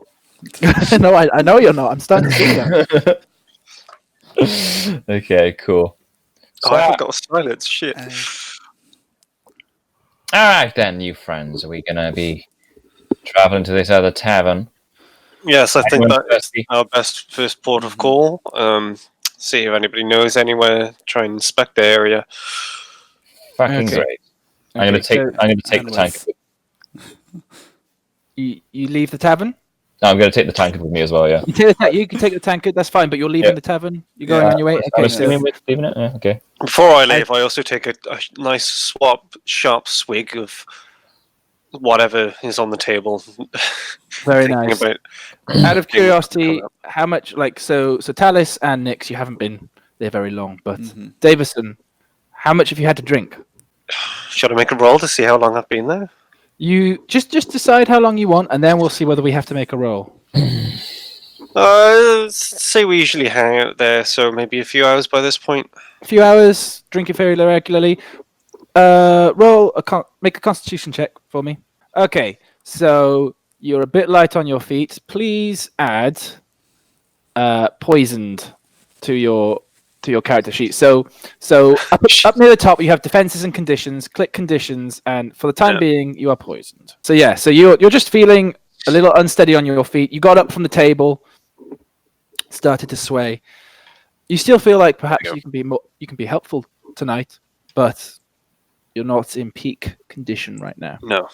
Is that going to affect my spellcasting? We will see what it affects. There are some things it will affect, some things it won't, depending on the type of spell that you roll. So right now, attack rolls and ability checks will be made with disadvantage. Okay. Right. So you start heading towards the dock ward. You've all been in Waterdeep for quite some time now, several years, months for some people, but still enough to know your way around. You know how to get to the dock ward. It takes you about the better part of an hour to make your way there. We'll say maybe an hour, 15 minutes. What sort of time of day is it at this point? It's getting dark. So it was already quite overcast and dark when Nix and Taliss arrived at the tavern. Now that you're leaving, because it's autumn, the days are getting shorter. It's already getting quite dark. It's getting to the point now where street lamps are starting to be lit. The candles inside are starting to be lit, ready for it to become very dark in the next hour or two. You know, I love this time of year. I love it. It reminds me that everything dies in the end, and it makes me feel a little bit happier inside. Oh, I agree with you on that one. Yeah. Okay. Yeah, So fucking die, trees. Fucking green piece of shit. Sorry, I've had a very long day. Sorry. Okay. So you've been walking for an hour, 50 minutes. If there's anything you want to do in that time, talk to each other, let me know, and we'll stop and do it. But you are heading to a specific tavern, the Skewered Dragon, which you know is on the corner of Net Street and Fillet Lane in the dock ward. I like sort of look over at Nix as we're walking. It's like So You have to Nick, look down as well. yeah. I'm like over 6 feet tall. So Yeah. I'm 3, so I'm like, what? What do you want? Oh, I haven't set a height, have I? It's like, yeah. I haven't actually set height, but it says like Dragonborn tend to be quite large. So Yeah, I'm looking up at you. Then like, wow. So I got the impression when we were talking, you've been in this unsavory business for a while. You could say that. Wasn't really a career criminal, if you like. I was more of a. When they wanted something that either killed someone, got you into somewhere you shouldn't, made something explode, make something melt, and then explode, they'd come to me and my business partner. We ran a little workshop, and we made it look all nice and fancy. But what we were really doing behind the scenes was making these fucking awesome shit. Like, you ever seen a crossbow, right? Right. Yeah. I'm aware of what a crossbow is. They're fucking boring. They're boring as fuck. You find, boom. Now, True. Imagine that. But the crossbow had like 1,000,000 bolts on it, and it was like like that. And we used to do shit like that all the time, and it was the best fucking thing ever. It's my life's work. It was amazing. Wow, that sounds quite intricate. Where did you learn to craft such things? Yeah, my family. Learn as I went. They were never interested in making weapons. They were more, we won't make art. We won't make instruments of war. We gotta make things that'll help people's lives.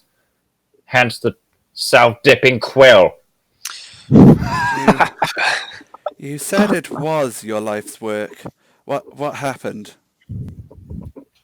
Frog Timbers, my business partner, turned out to be a piece of shit. That's what happened. Set me up. We were supposed to be doing a job. We'd done the job. We met up for the day of the meeting. He fucking rats me out and takes all the money for himself. And that's why I ended up in prison. Oh dear. Yeah. Did you learn any valuable skills in prison? Yeah, keep your ass to the wall. And now you're out. You fall straight back into this world. Where else am I gonna fucking go? I've tried being a normal life, tried setting up a workshop, no one's going. You've seen how it is. You should try the fugitive life. It's very entertaining. Yeah, tried that. I was caught. You ever been to prison, Davison? Okay. I have not. Yeah. Not yet. There's not a lot of courses you can take in prison. You see this? And I pull up my little shirt and I show like 3 stab wounds. This was from the first week. Oh dear. Yeah. His name was Kevin. That's like this one. I stop in the street and kneel down to get onto eye level with Nick. So it's listen. Don't you do that shit? Don't you carry your fucking knee? Look. Be dignified.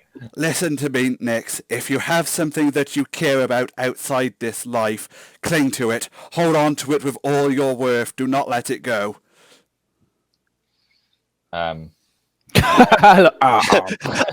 just stare at him kneeling like that and I go, wow, you're a dramatic one, aren't you? Great. Yeah, I'll do that. I'm gonna turn to Davison and be like, what's going on? This I just look back at you. I'm just like, This I'm life I've seen these people poisons before, and I'm everything just like, it ever this life, it poisons everything it touches. You say that again? I assume that kind of comes with a job, though, right? It's like, oh, I'm a fireman. Oh, well, I've got to deal with fire. What the fuck? Oh, no one told me this. You've ruined my life. Yeah, I know. Well, I'm assuming this hasn't really done a lot for you then, this life. Yeah, let's just say I was lonely until I left this life, and I get up and carry on. All right. Fair enough. Cool. I just made giant fucking robots and shit, Nice. that sounds like the Someone's life. got emotional depth. Someone is Nix. Cool. So you carry on walking. You finally reach the boundaries to the dock ward. So you cross over into the dock ward. And as you turn a corner, you find yourselves on a street that has been cordoned off by the City Watch. Lying on the cobblestones are a half-dozen corpses, seemingly the victims of some terrible skirmish. Watch officers have disarmed and arrested 3 blood-drenched humans and are in the midst of questioning witnesses. One of the officers hears you laughing, turns to face you, and says, "Get on, nothing to see here." I was playing the fucking sea. This is great. I love it when humans get hurt. It's funny. This is great. Excuse me, you are interfering in City Watch business. Fuck right, I'm interfering. This is great. And then she hands you an item. She hands you a document and says, "I wouldn't. You do realise interfering in City Watch business is a crime." And she hands you the code legal. Oh my god! You telling me I'm committing a crime? We're very strict. We're very strict on crime here in Waterdeep. We don't want to be carrying on doing that. Otherwise, why is he turning into John Lennon? You don't like us crippling crime, you know. I'm not from originally here. I'm from country. From country. I try to interject and be like, I'm sorry. He's got short man syndrome. He's a very angry. Just keep your number one check, otherwise we'll be making one more arrest tonight. I can assure you that if he acts up again, I'll give him a nice swift kick in the backside. Aye, good. Now please move along. We have work to do. Yes, let's go. And I push Nix along. Like, let's fucking go. Come on. You're so busy. So she goes and carries on right. Yeah. So you carry on moving. You get towards the street, the corner of the 2 streets that you know that the skewered dragon is actually situated in. Tall, densely packed tenements leave most of the neighborhood in this area in shadow at the ground area. So even though it's not quite nighttime yet, it's pretty dark here. Anyone that doesn't have dark vision is struggling to see, because most of the street lamps have had their glass smashed and the candles have been stolen that were within. The whole place smells of salt air because we're close to the ocean. Steals a candle. This is the dock ward after all, and it smells of excrement as well. This is not a nice neighborhood. In answer to your question, who steals a candle, if you would like to roll a history check, I can tell you. Ooh. Okay, let me killing it with a history check today. I know things. Davison, you know that these candles that have been stolen are no ordinary candles. In fact, the one you see, all of you see that it's got a very strange tint. So it is an orange flame, but there's this weird blue-green undertone sometimes that pops up.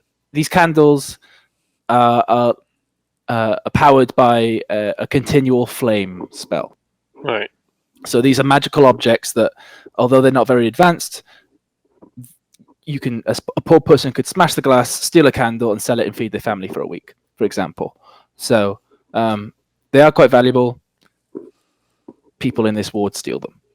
So there's one street lamp left, and it's off in the distance. It's very dark where you are right now. But you guys are pretty much where the skewered dragon is. You can see it in the distance. So there's also one nearby shop that stands out from the others.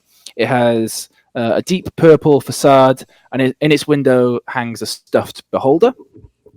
Above the door hangs a sign with elaborate letters spelling out Old Joblob Shop. You also see the skewered dragon, so it looks like a ruin. Both of its front-facing windows have been smashed, and the ship's anchor that was used as like a branding has fallen over and become lodged in the roof.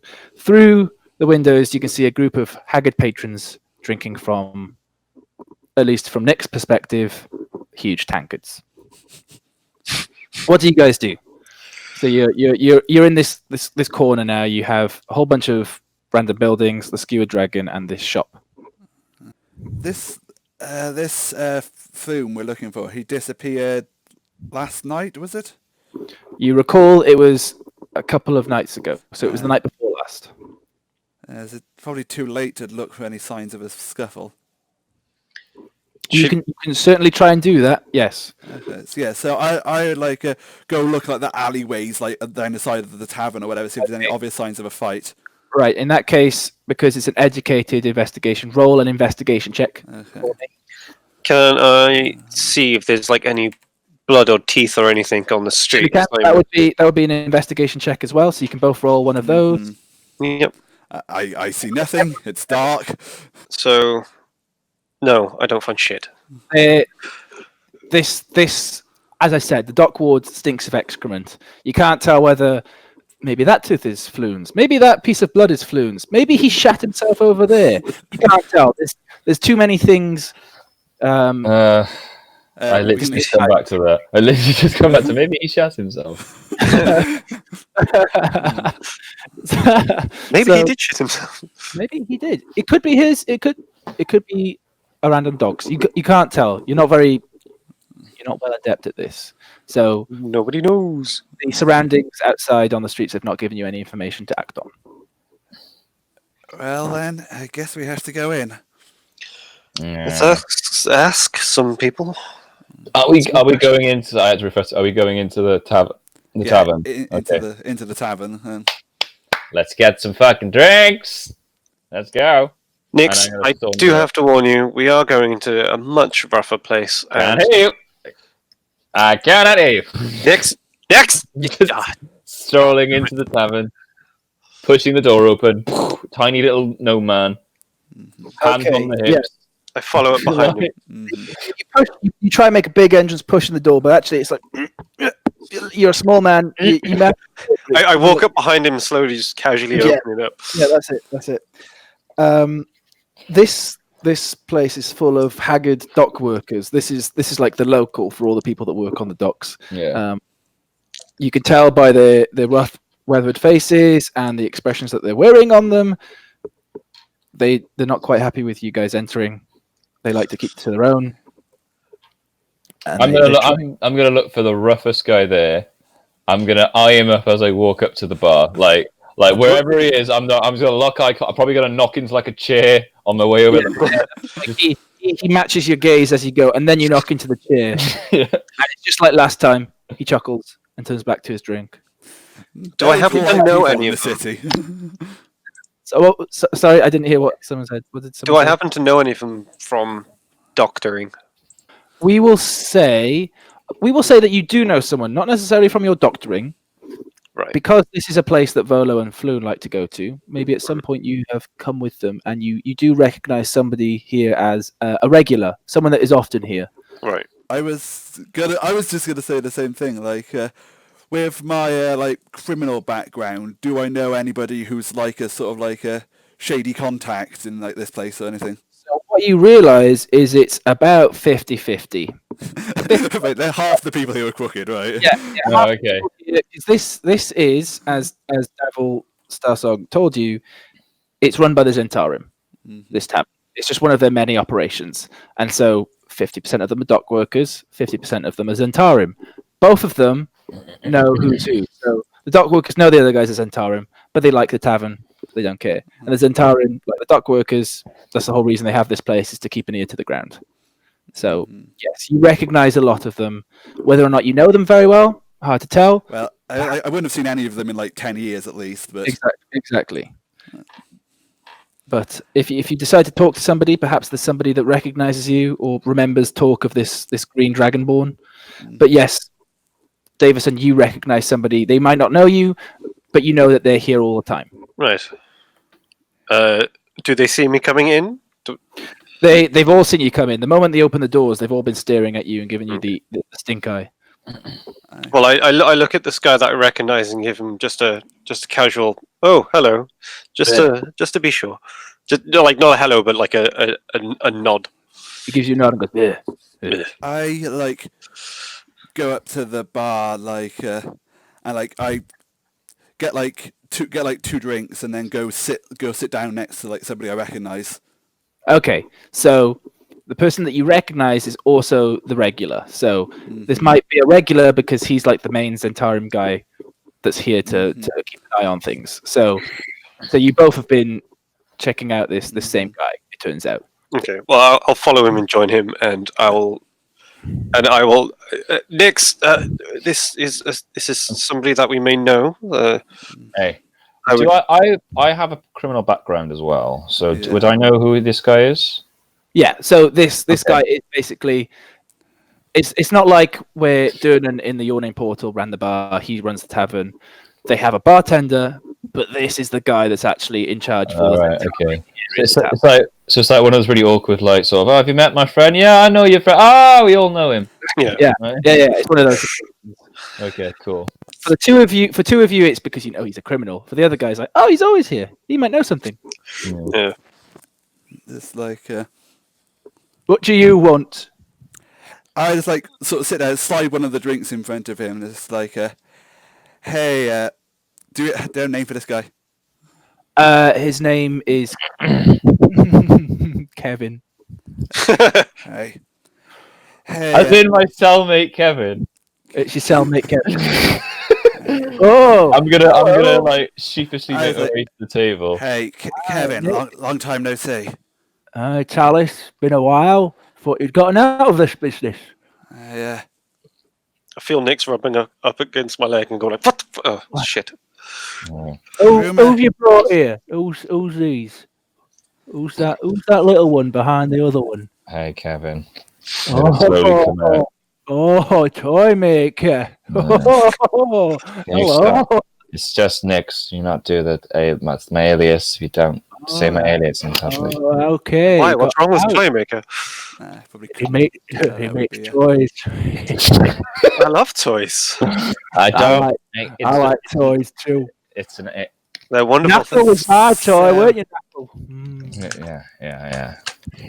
So, Kevin, we've heard that Xanathar's guild has been operating around here. Would you know anything about that? I know it all too well. Did you not see the mess they'd made outside? With the City Watch have already got to them, but it was a big fight with my boys and their boys.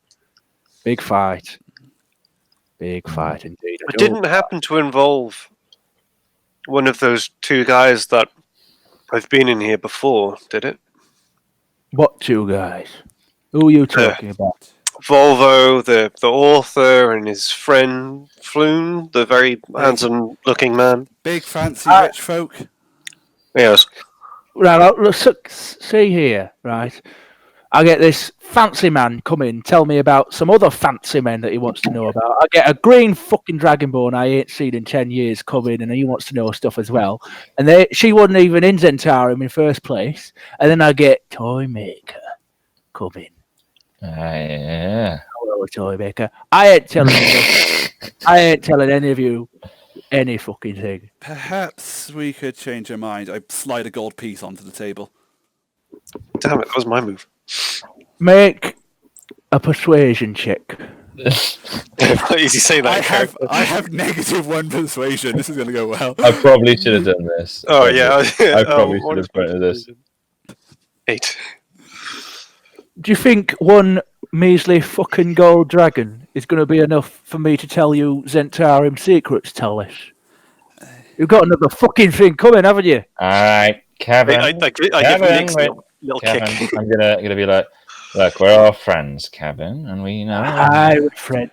we've been through a lot together, you and me. Yeah, Oh, yes. yeah. I've seen more of you than anyone has, Nick. Yeah. I know. It's great. A great 20 years. Great. Do you wanna- 20. Do you want to stick around? Maybe we can... You know, I'm really busy today. I'm really super busy. I've got soap in back you can drop, Nicks. Like old times. You know what? That would be great. Aye. Maybe. But look, I'm getting back in the business, Kevin. Oh, joining the family again, are we? I guess, yeah. Please don't point the camera at your crotch. He's Come on, licking his lad. lips. Yeah. And this is really important. I'm after a gold mine, baby. I need your help. Are you Now. Are you talking about Never Ember's golden dragons? I'm gonna lean forward as well. You know, oh, you fucking know it. You fucking know it. Kisses you on your forehead.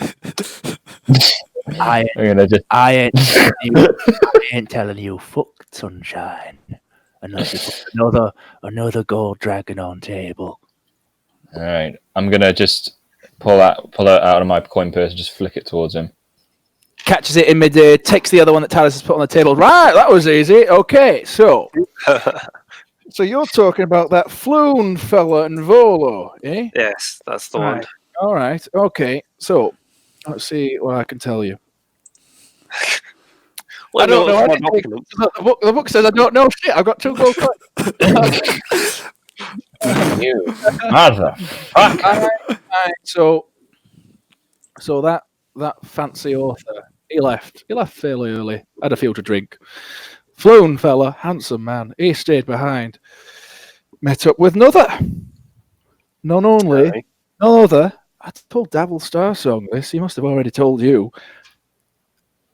None other than the son of Lord Daggelt Neverember, Renee Neverember. Met up with him.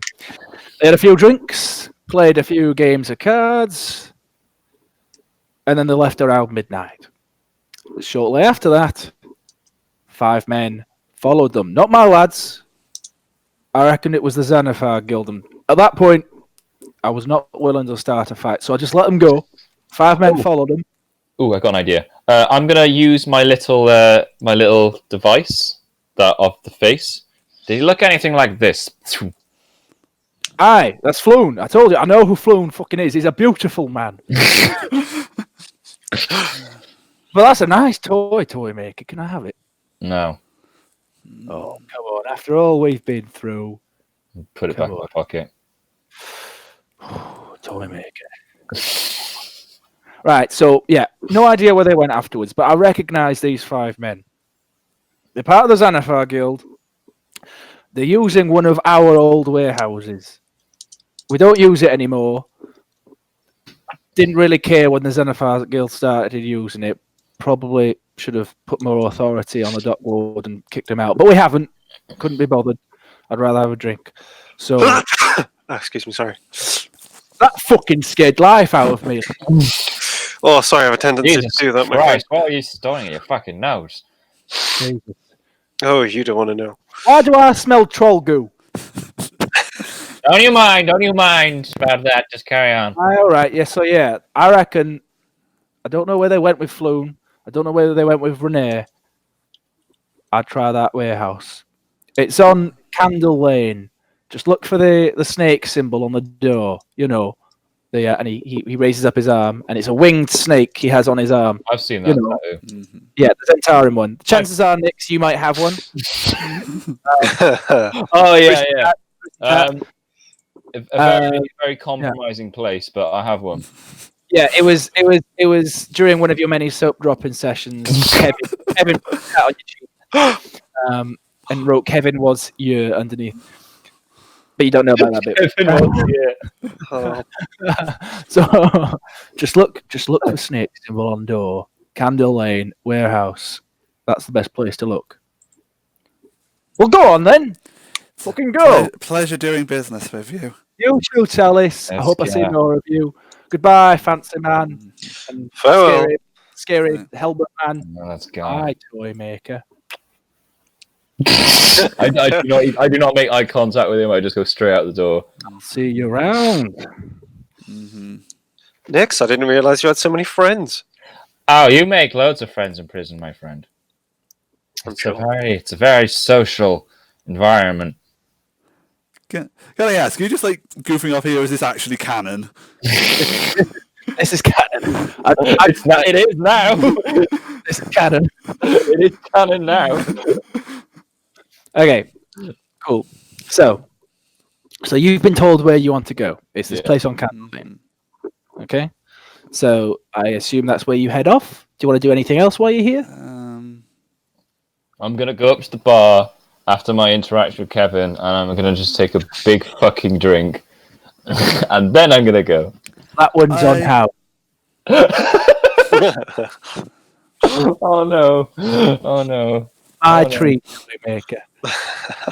I was gonna do the whole like lesson thing, like just sort of like sit around and sort of like try and like listen in a bunch of conversations, just basically sort of like rumor fish, see what people are talking about. Okay. Yeah, let's sit down for a bit and then discuss our next actions. Okay, so what you start to hear some little murmurs. Roll a perception check for me. 20, very good. Mm-hmm. Anyone else? I don't hear shit. Can I do a roll as well, just for the fuck You of it? certainly can. Why not? Why not? Okay, cool. Hey, that's not a 10 plus. Okay. 10 plus. Oh, he's got a nat 20. I just realised. Well, Okay. it's 18 plus 2. Yeah, 18 plus it's 2. pretty good. It's pretty good. So you start to hear a few murmurs between.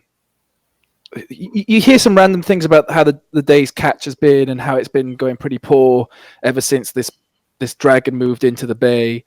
From the dock workers, you pay it no mind. It's interesting, but it has no relevance to what you're doing right now, and you're fairly focused on that. But from the characters that you recognize to be Zentarum agents, you hear murmurs about more about the infighting between the Zentarum and the Xanathar's Guild. It's a bit surprising to you because the Zentarum have been at some points working with the Xanathar's Guild before. Both have been in the city for a very long time. It hasn't been nearly as violent as this in the past. This all started because of the hoard of coins being somewhere. So basically, both parties have an interest in finding this stuff. At some point, one side thought that the other one was acting against it far too much, started infighting. Some people say it was the Xanathar that did it. Other people say that it was someone on Davil Starsong's orders that has done this. No one really remembers how it started, but the point is, the violence on the street that you saw when you came, it's nothing new. It's been going on for a few days now, and it's only escalating. But in terms of anything of import, people really don't like. If someone knew anything more about where Floon or Rainier had gone, they would have told Kevin, because he runs the joint. Okay. But you now have more of an idea of what's going on behind the scenes. I'm gonna go over to just to get the information. I'm gonna go over to Taliss, just really unsubtly, but he thinks he's being subtle, but he's not. Nick's just like, psst, psst. What have you found out? What have you found out? What have you found out? Give me the juice. Come on, give me the juice. Give me the gas. Well, it seems we're not the only ones looking for this hoard of this treasure hoard. Ah, wow. The Zentarum and Xanathar's Guild are both after it, and Xanathar's Guild's after it as well. Yes, Ah, and they both accuse the other of sabotaging their actions. Hence that mess outside. Wow, this thing might actually be real. That's something. That's a juicy pie. That's a juicy pie. That's a juicy pie. That's a juicy pie. All right. Wait, why would they be fighting each other when they like besties or something? That's weird. Yeah, as Taliss knows, it's because one accused the other of sabotaging. Yeah. Yeah. Oh yeah. Yeah. No, that is a big old mess. Do like it when two big old messes fight each other. It's really fun.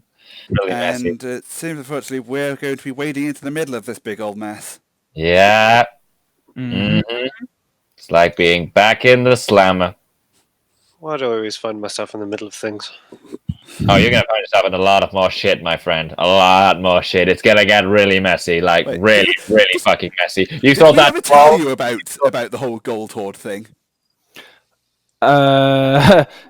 So at no point would Davison would have heard the same rumors about it was a big deal when Daggolt Neverember got kicked out. Right. But until this point, when you've been talking so openly, none of you have ever mentioned to him that you were looking for this gold. Now, because he's with you, I guess Davison, you now know that that's their motivation. Yeah. They're looking for gold.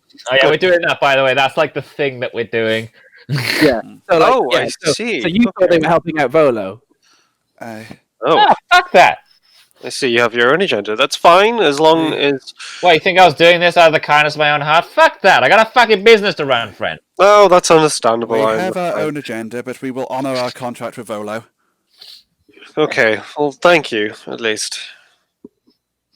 Okay. I mean, I'm sure after we find our friend, then... Hey, come on. I'm nothing if not... Let's see where that takes us. I'm nothing if not an honest friend. After I'm a very honest I'm man. sure I can trust you as far as I can throw you. Oh, my friend, you can throw me pretty fucking far. We'll see about that. After our current business is concluded, you are welcome to take your leave, Davison. You do not have to get yourself embroiled in this. Well, thank you very much. Basically, if you want to puss out, now's the chance. Not now's the chance. When we find my friend, then I'll consider it. As I told our friend here, if you have a chance at honest life, take it. Oh, I'm already living the honest life. And here you are. Yeah, I'm honestly trying to find a friend. That's honest. You look in interesting places, my friend. Half of these people would really like to get to know you. Trust me, I know. Well, in a city like this, you get what you're given. Yeah. Kevin gives a wave. Can we get the fuck out of here, please? Okay, yes, let's. Okay, so you leave the tavern. Getting dark. It's getting dark quick now. Now you're relying. If you don't have dark vision, you're relying on the very few candles that are still lit on the street. I have dark vision because I'm a rock gnome. Okay, You don't get dark vision till level 3. Yeah. Gloom envelops a narrow alley as dark as a dungeon, and as odorous as one too.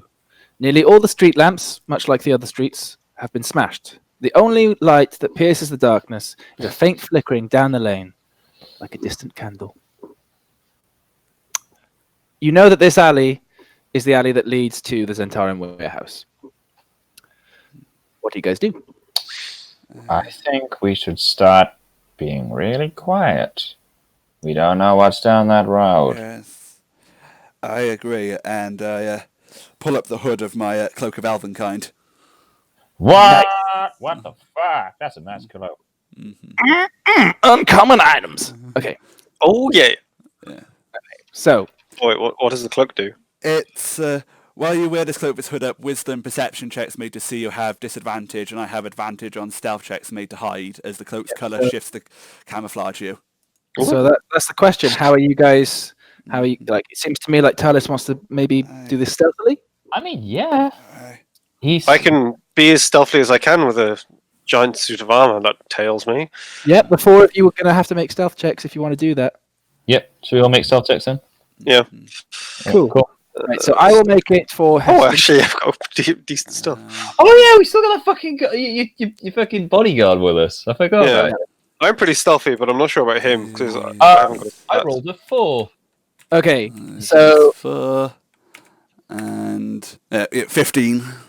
okay, cool. Heston got a 20. So that's And I got 9 a 12. 9. Last I got a Okay, 9. So we've got an average of 9, 13, 12, 20. I got 9. Yeah. No. So I will say we'll what do do that we- as a group thing. Yeah, so I suppose I've been wearing this sort of like dark, like green cloak for like all the time. You see, like I put that up and it just like fades to like completely black. Ew. That's a spooky lizard. So you guys have been pretty stealthy. Even some of you that were falling behind, Taliss is able to point you in the right direction. This is her thing. Heston, as always, is silent, eerily silent. Just does not say anything. You can't hear his footfalls. Some creepy shit.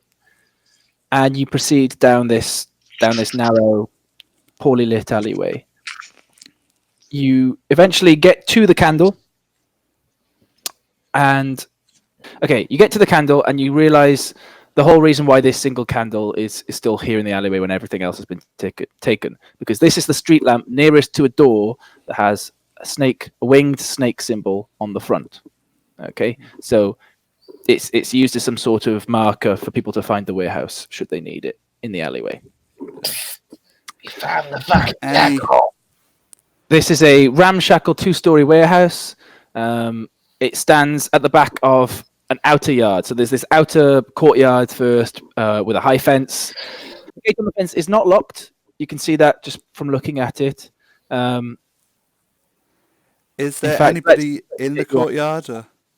There is no one in the courtyard. So, as far as you can tell, it's dark. You can roll a perception if you want to, but you'll be disadvantaged because you don't have dark vision. That's still pretty good. So, as far as you can tell, there's nothing. You can't hear anyone. You can't see anyone. This courtyard, which is where you guys are at the moment positioned in front of, by here, there's no one in there. So, you're at the place you need to be. What do you guys do? Ask me any questions about it if you'd like. So where's our placing? Is that what I'm looking at right now? You can be placed like that. You can be placed however you want. Are we where our tokens are right now? Because I'm looking at it. Yeah. That's where we are. Oh, yeah, okay. right now that's where you are. This is the entrance into the courtyard. Okay. And then you can see 3 points of entry. So so there's that's a window. This is a big door. Okay, and then that is a smaller side door. So there's 3 points of entry from this courtyard into the warehouse. Is that a door up at the top there? About this by here? No, with that little. Here. Yes. That is like a support beam holding the next floor. So it's kind of ramshackle. The next story isn't perfectly on top. It's kind of just like coming off here. Right. Can I go up? Can I sneak up to the side door and check if it's locked, please? This side door by here? Yeah. You certainly can. So I'll move you. And you want to see whether it's locked and try and unpick it, or just check to see whether it's unlocked? Before I do anything, I'm just going to check if it's actually unlocked. Like if it's unlocked, so I'm going to give it a small, tiny little push, Okay. It is locked. It's definitely locked. I'm gonna call over the two. Okay. We're gonna go through the side. I'm gonna get us in. Don't worry. Okay. I'll hold up my hand a minute, and put like my head against the door. Can I hear anything inside? Certainly. Make another perception check for me, please. I am apparently very perceptive. Yes, you are. Okay. So, you do hear some things. You hear scuffles, little scratching sounds. Imagine like rats. If you've ever had like a rat infestation in a building or something. Yeah, I could imagine what that sounds like. Yeah. You hear weird crowing sounds. At some point, you hear like a cat going. Very strange sounds. Doesn't make sense to be in a warehouse. Just animals. Very quiet sounds. No, like footsteps or like people talking. Just this weird scratching, maybe footfalls of some big rat or something. You don't know, but it sounds like not like heavy humanoid footsteps. Yeah, so I like give Nix the thumbs up and the okay sort of thing. Okay, so Nix, what are you gonna do? I'm gonna pull out my thieves' tools, which are this. It's kind of like unnecessarily built. Like it's like this mechanical lockpick that goes from side to side when you click on the button. You've got to stick it into the lockpick and like twirl it round, and it will just like jing jing jing jing jing. That's cool. Yeah, I'm gonna use my thieves' tools. I'm gonna get us in this, baby. Don't you worry. So yeah, I'm gonna use my thieves' tools, which I have proficiency with. I will need you to roll a dexterity check. Add your proficiency bonus to it because you're proficient with these tools. Okay. 17 plus my dexterity is +2, and then my proficiency is an additional +2. So you hear 21. You hear this clockwork whirring, tick tock, and very smart, very silent, very quiet, muffled within the casing of the actual tool itself, and you hear the door is unlocked as far as you can tell. Gonna open the door. Okay, so what are you doing? You guys are still trying to be stealthy. Yeah. Okay, let's roll new stealth checks now that we're in a new place. Heston got a 13. So what did everyone else get? I rolled a natural 1. A natural what? I got 8. Okay, so we got 17. Even with your advantage? Yeah, even with advantage, I got 5 and 8. Oh shit! You almost got a natural one as well. Yeah. That would have been hilarious. Oh Yeah, shit! my second roll I got on that one. 17, 18, 5. Okay, this is not good. 5. And 13. Okay, so Davison and Heston are actually pretty stealthy. For some reason, you guys are getting pretty good at this. The two people that should be good at this, however, step through. I dropped my tool. You drop your tool classes. Taliss is not. It's just like it's on the floor like a fucking like vibrator. Like that lands on it. Like Taliss tries to go to catch it for you. Heavy footfall, floorboards creak, and all you hear again is the same weird cat noise, like you know when cats are fucking. And yeah, suddenly like heavy footfall scratching, like and then like a few crates off in the distance wobble a little bit, and then silence again. Oh, have we actually? So we've entered the room. What order have we entered the room? slowly. You can put yourselves in whatever order you enter. Okay, I'm assuming that me and Yes. So You and Taliss are together because you were just doing that whole thing. yeah, we'd be first in, and I'm gonna slowly pull out my crossbow, shaking in my hand. Like, do you see anything? Do you see anything? I mean,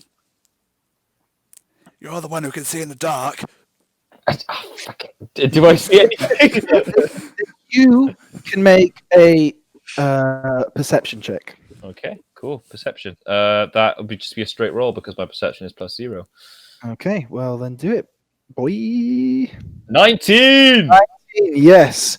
So you don't see anything, but you can hear where things are coming from. You hear a baby cry, a woman start screaming, all coming from. Oh god. You hear a baby cry, a woman start screaming, a cat hissing, coming from behind these boxes by here, and in the distance behind these barrels, up in this corner by here, you hear the cat hissing. So baby wailing, woman crying. Okay, cool. And cat hissing So coming from baby crying over here. Do you hear that fucking shit? Do you hear that? It's like fucking babies crying, woman crying, and fucking shit's going on over there. Something real fucking bad. Real fucking bad. Real bad. What the fuck are you doing here? As you're saying that, I'm doing it hushed. as you're saying that, you hear some man go, "Oh God, it hurts." I should have fucking said, "Oh God, it hurts. We gotta get over there." Fucking shit. Fuck shit. Fuck. I like Whilst Can I, like, left. Well, creep oh wait, no, up do to I? like behind these boxes and like try to get a look round, like what's going on. Okay, yeah. So we'll do that. So are you trying to do that stealthy, Well, or you just like we've already failed our stealth check, but are you trying to do this? yeah, Stealthy? I'm still trying to be stealthy until I know that we're blown. Okay, yeah. So the moment you start stepping up towards it, you hear some more scuttling, and you look over the box by here, which I think is where you were looking. There is nothing. There is nothing. But as you're peering over those boxes, you just hear a sound, like something cutting through the wind. Oh, Okay. What's your AC? 14. Oh, Okay, no. so they hit. I'll get them up. What hits? We'll find out in a second. Oh Jesus Christ! Yeah, you get this arrow. Just it pierces you in the shoulder, and you take. Oh no. Okay. We're level 1. Yes, you are.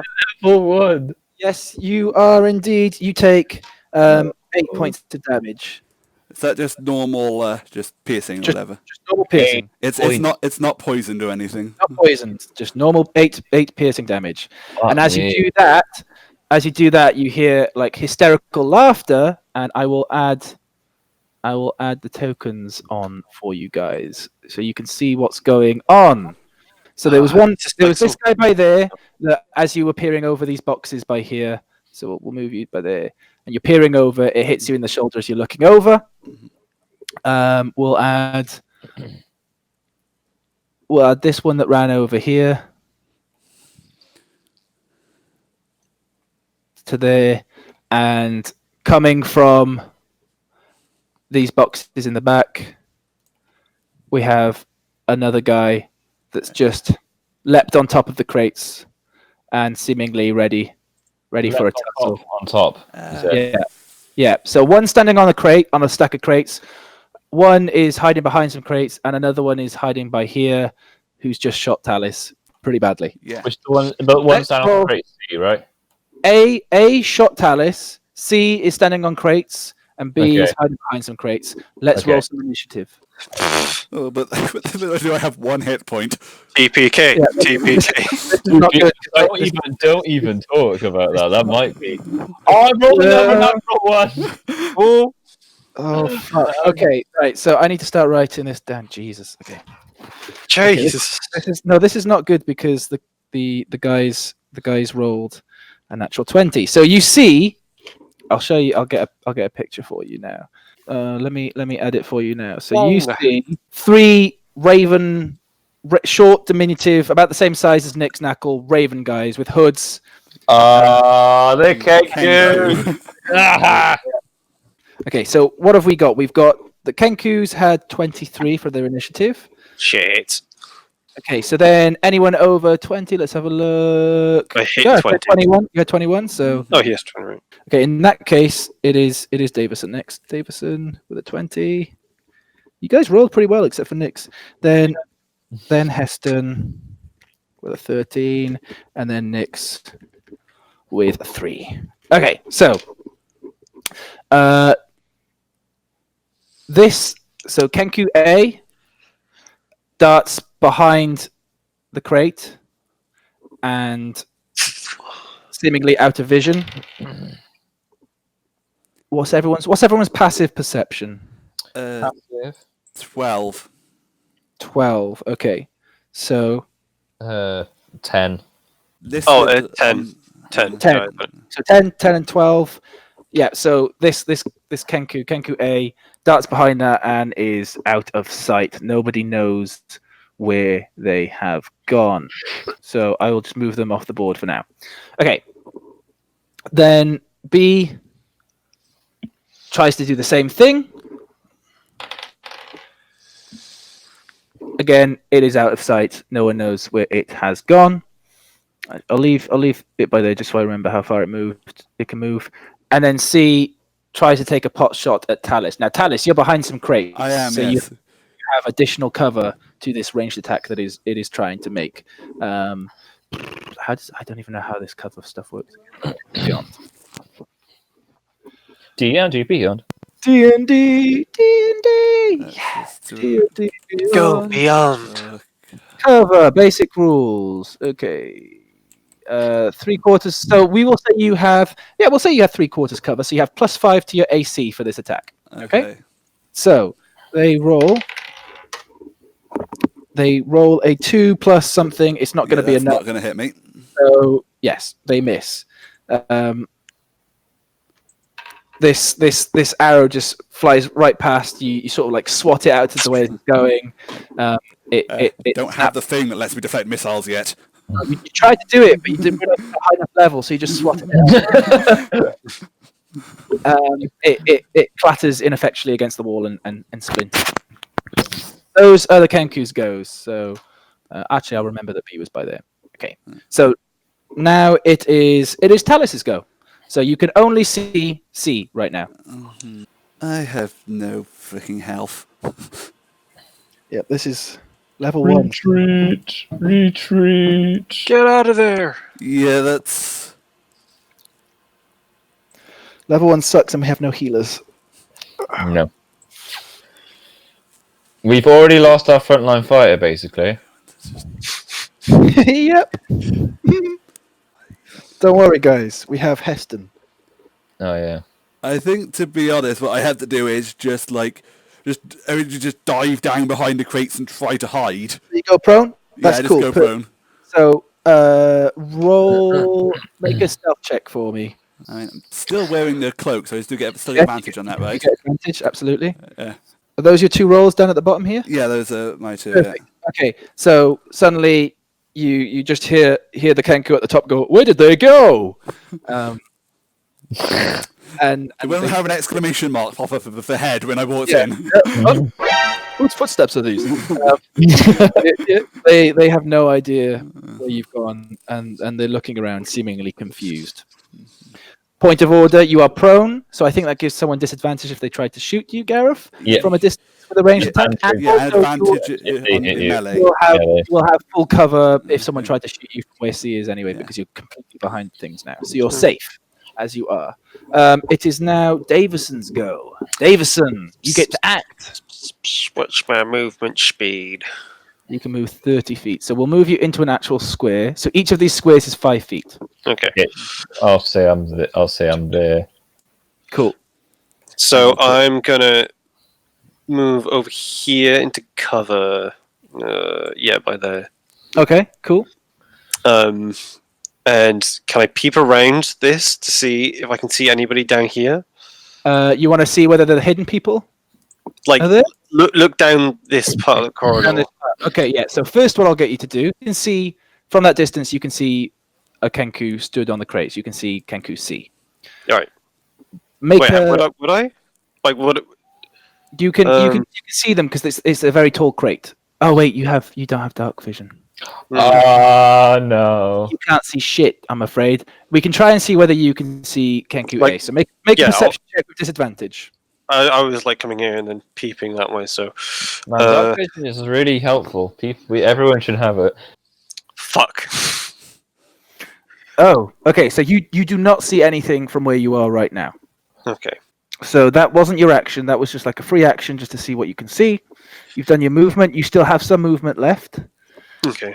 And you have an action and a bonus action. So I can't see anything. You cannot see anything from where you are. So I'm gonna throw a fireball down there just to create some light. Okay, cool. Do you want to hit a wooden crate? Well, I'll just throw it as far down that part of the corridor as I can. Just in an attempt to be like, if there's anything in that path, maybe I'll hit something or I'll see something. Okay, so you're throwing it down this area. Yeah, like Okay, so make an attack roll with disadvantage for me. it's 1, 2. Oh, both 18. Very good. Okay, awesome. So you have no idea where any of these bad guys are. You just launch a firebolt down and hope on some unknown god that you hit something worthwhile. And as you do, this like tunnel of light just goes down this section of the warehouse, lighting up things as it goes. But it stops about halfway and hits something, and you hear a pig squeal, and this poor little birdman is set ablaze temporarily by the impact of the firebolt. So roll your damage. Yay! Hit it. Hit something. Hit that bitch. It's like 1d10, I think. 1d10. I've got firebolt as well. I just haven't used it. 1d10. Yeah. So you now know where A is because A can't exactly hide when it's temporarily on fire. Yeah. 1d10. Cool. Was that plus Cool. anything? Just 1d10. It is not. It is not plus. It's just 1d10 right now. 4 damage to it to Kenku A. Okay, so it's had 4 hit to it. Yeah. So it's not a fan of getting hit with a fireball. Quickly pats out the flames, and you hear the same "Oh God, it hurts" come from the Kenku's mouth. Like the Kenku it opens its mouth. It doesn't even like move its lips with the motion. It opens its mouth, and you hear "Oh God, it hurts." Yeah. Okay, so now if that's the end of your go, it is Heston's go. Okay, so fucking run. Heston cannot reach the Kenku.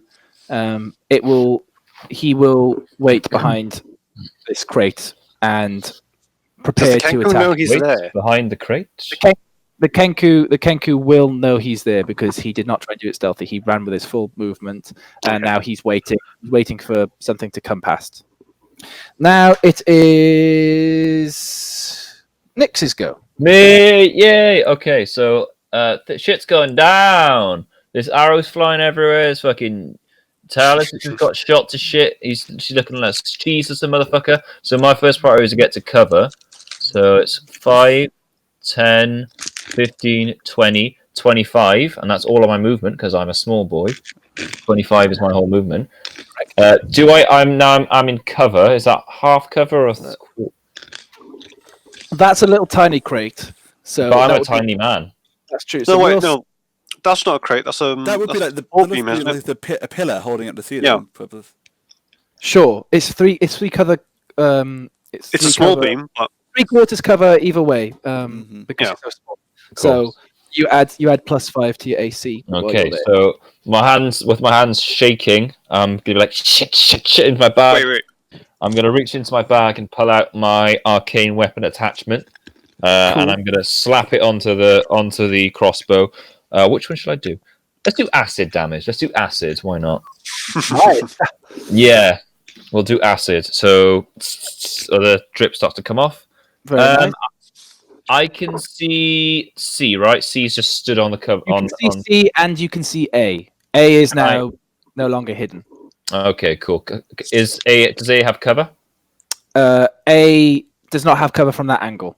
A has Cool. cover from Taliss. I'm going to flank A then, so that's going to be... I'm going to shoot my acid crossbow at him. Come on. Nice. Ah, fucking hell! That did not work. So this is an acid arrow. So Are you serious? That's You- like I've rolled 2 natural ones in a row and now a 2.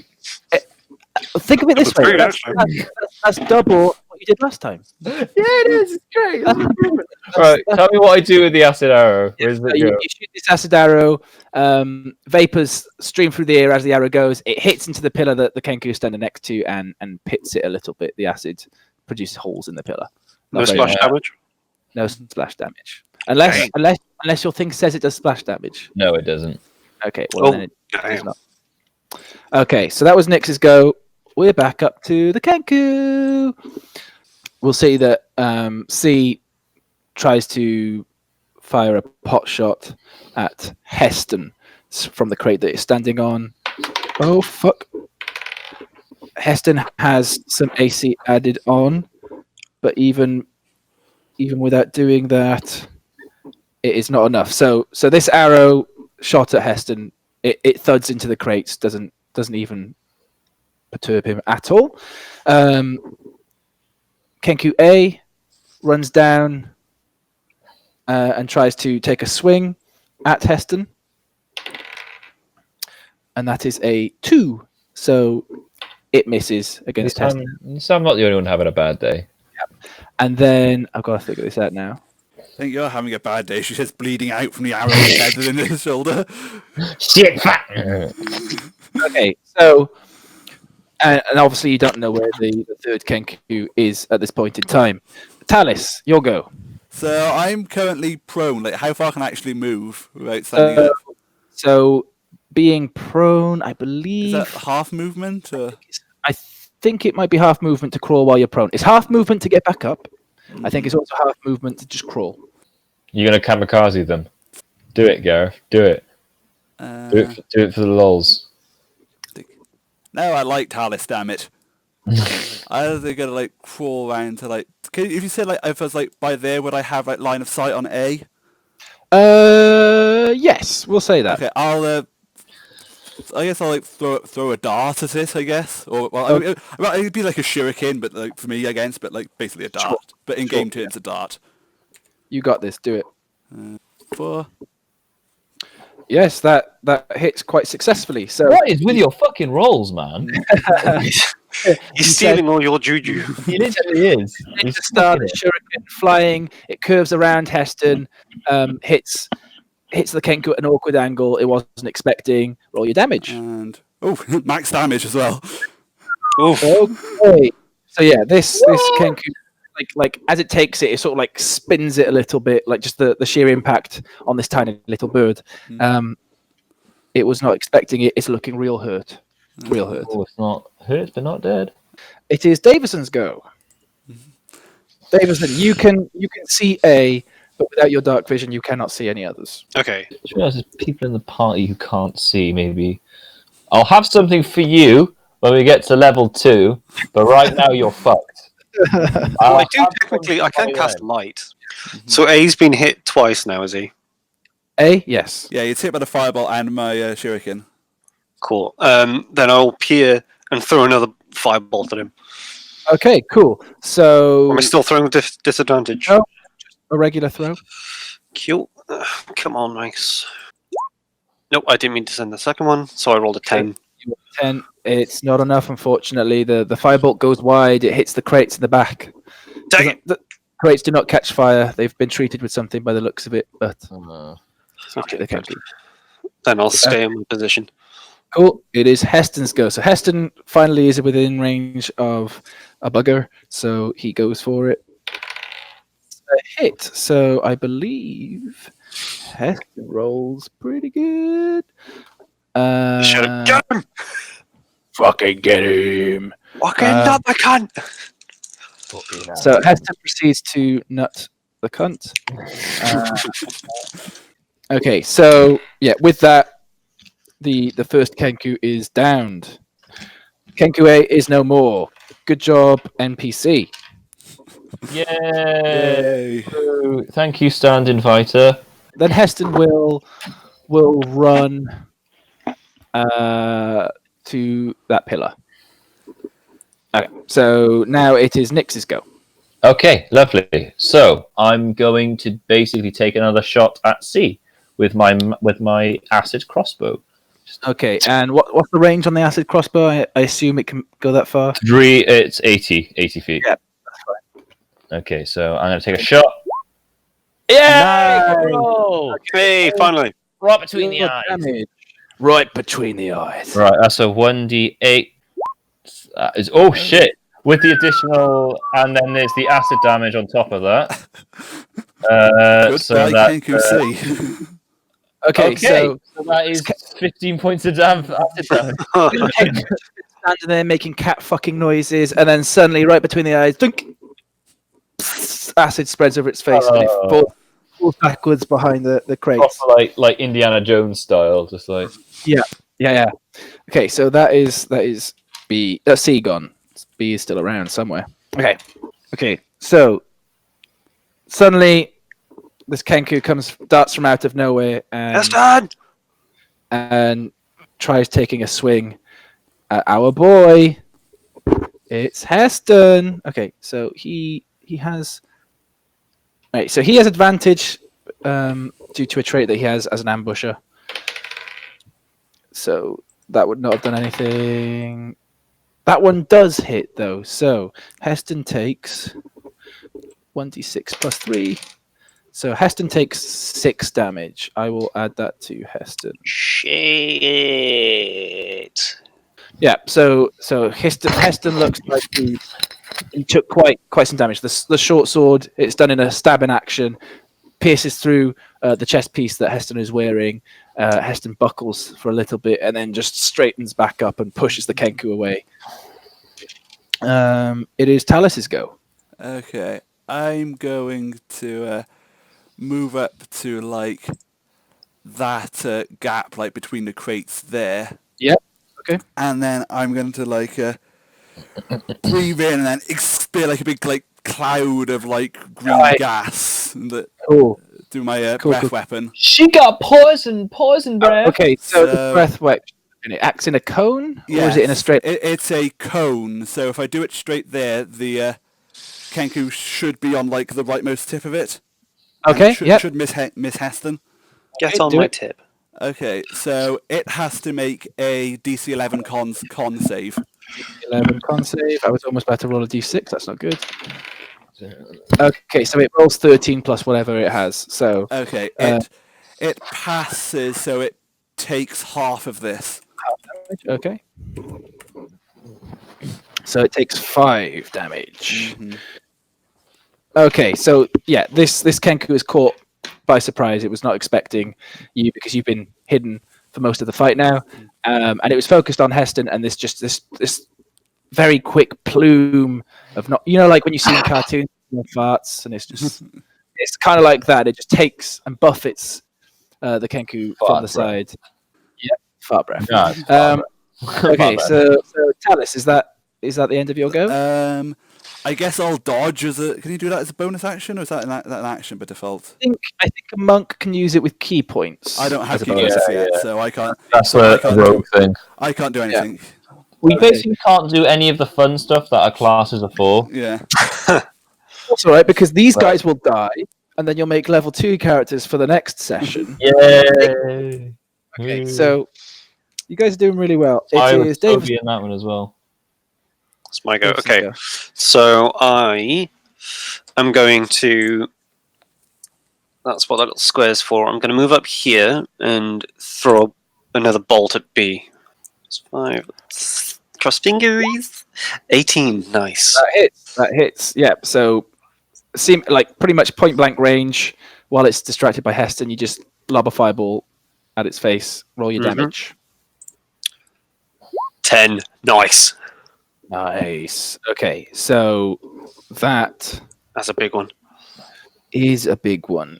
In fact, it is the biggest one, and the final Kenku is set ablaze and dies. Whoosh.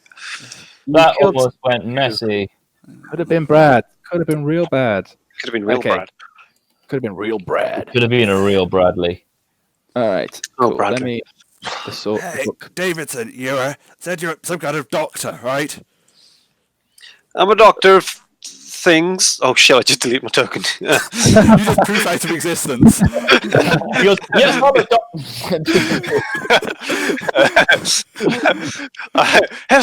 a Brandon, you're a doctor of thing. I'm a Brandon. I just said Brandon. I'm a doctor of nothing. I don't even. I'm just gonna. I'm going to go for a slash. Have fun talking. Oh no! Please, the world ceases to exist without you. Though. Oh no! I need you for this next bit. Actually, shit. Yeah. Yes. I'm a doctor of Doctor. things, but Can you do something about this? These like gesture with a crossbow bolt embedded in the shoulder. I'm not necessarily a doctor of those things, but I can sure help. MOC, what's your medicine skill? It is +2. It's exactly as good as I would be if I did it myself. Oh, fantastic! To be continued. Thank you for listening.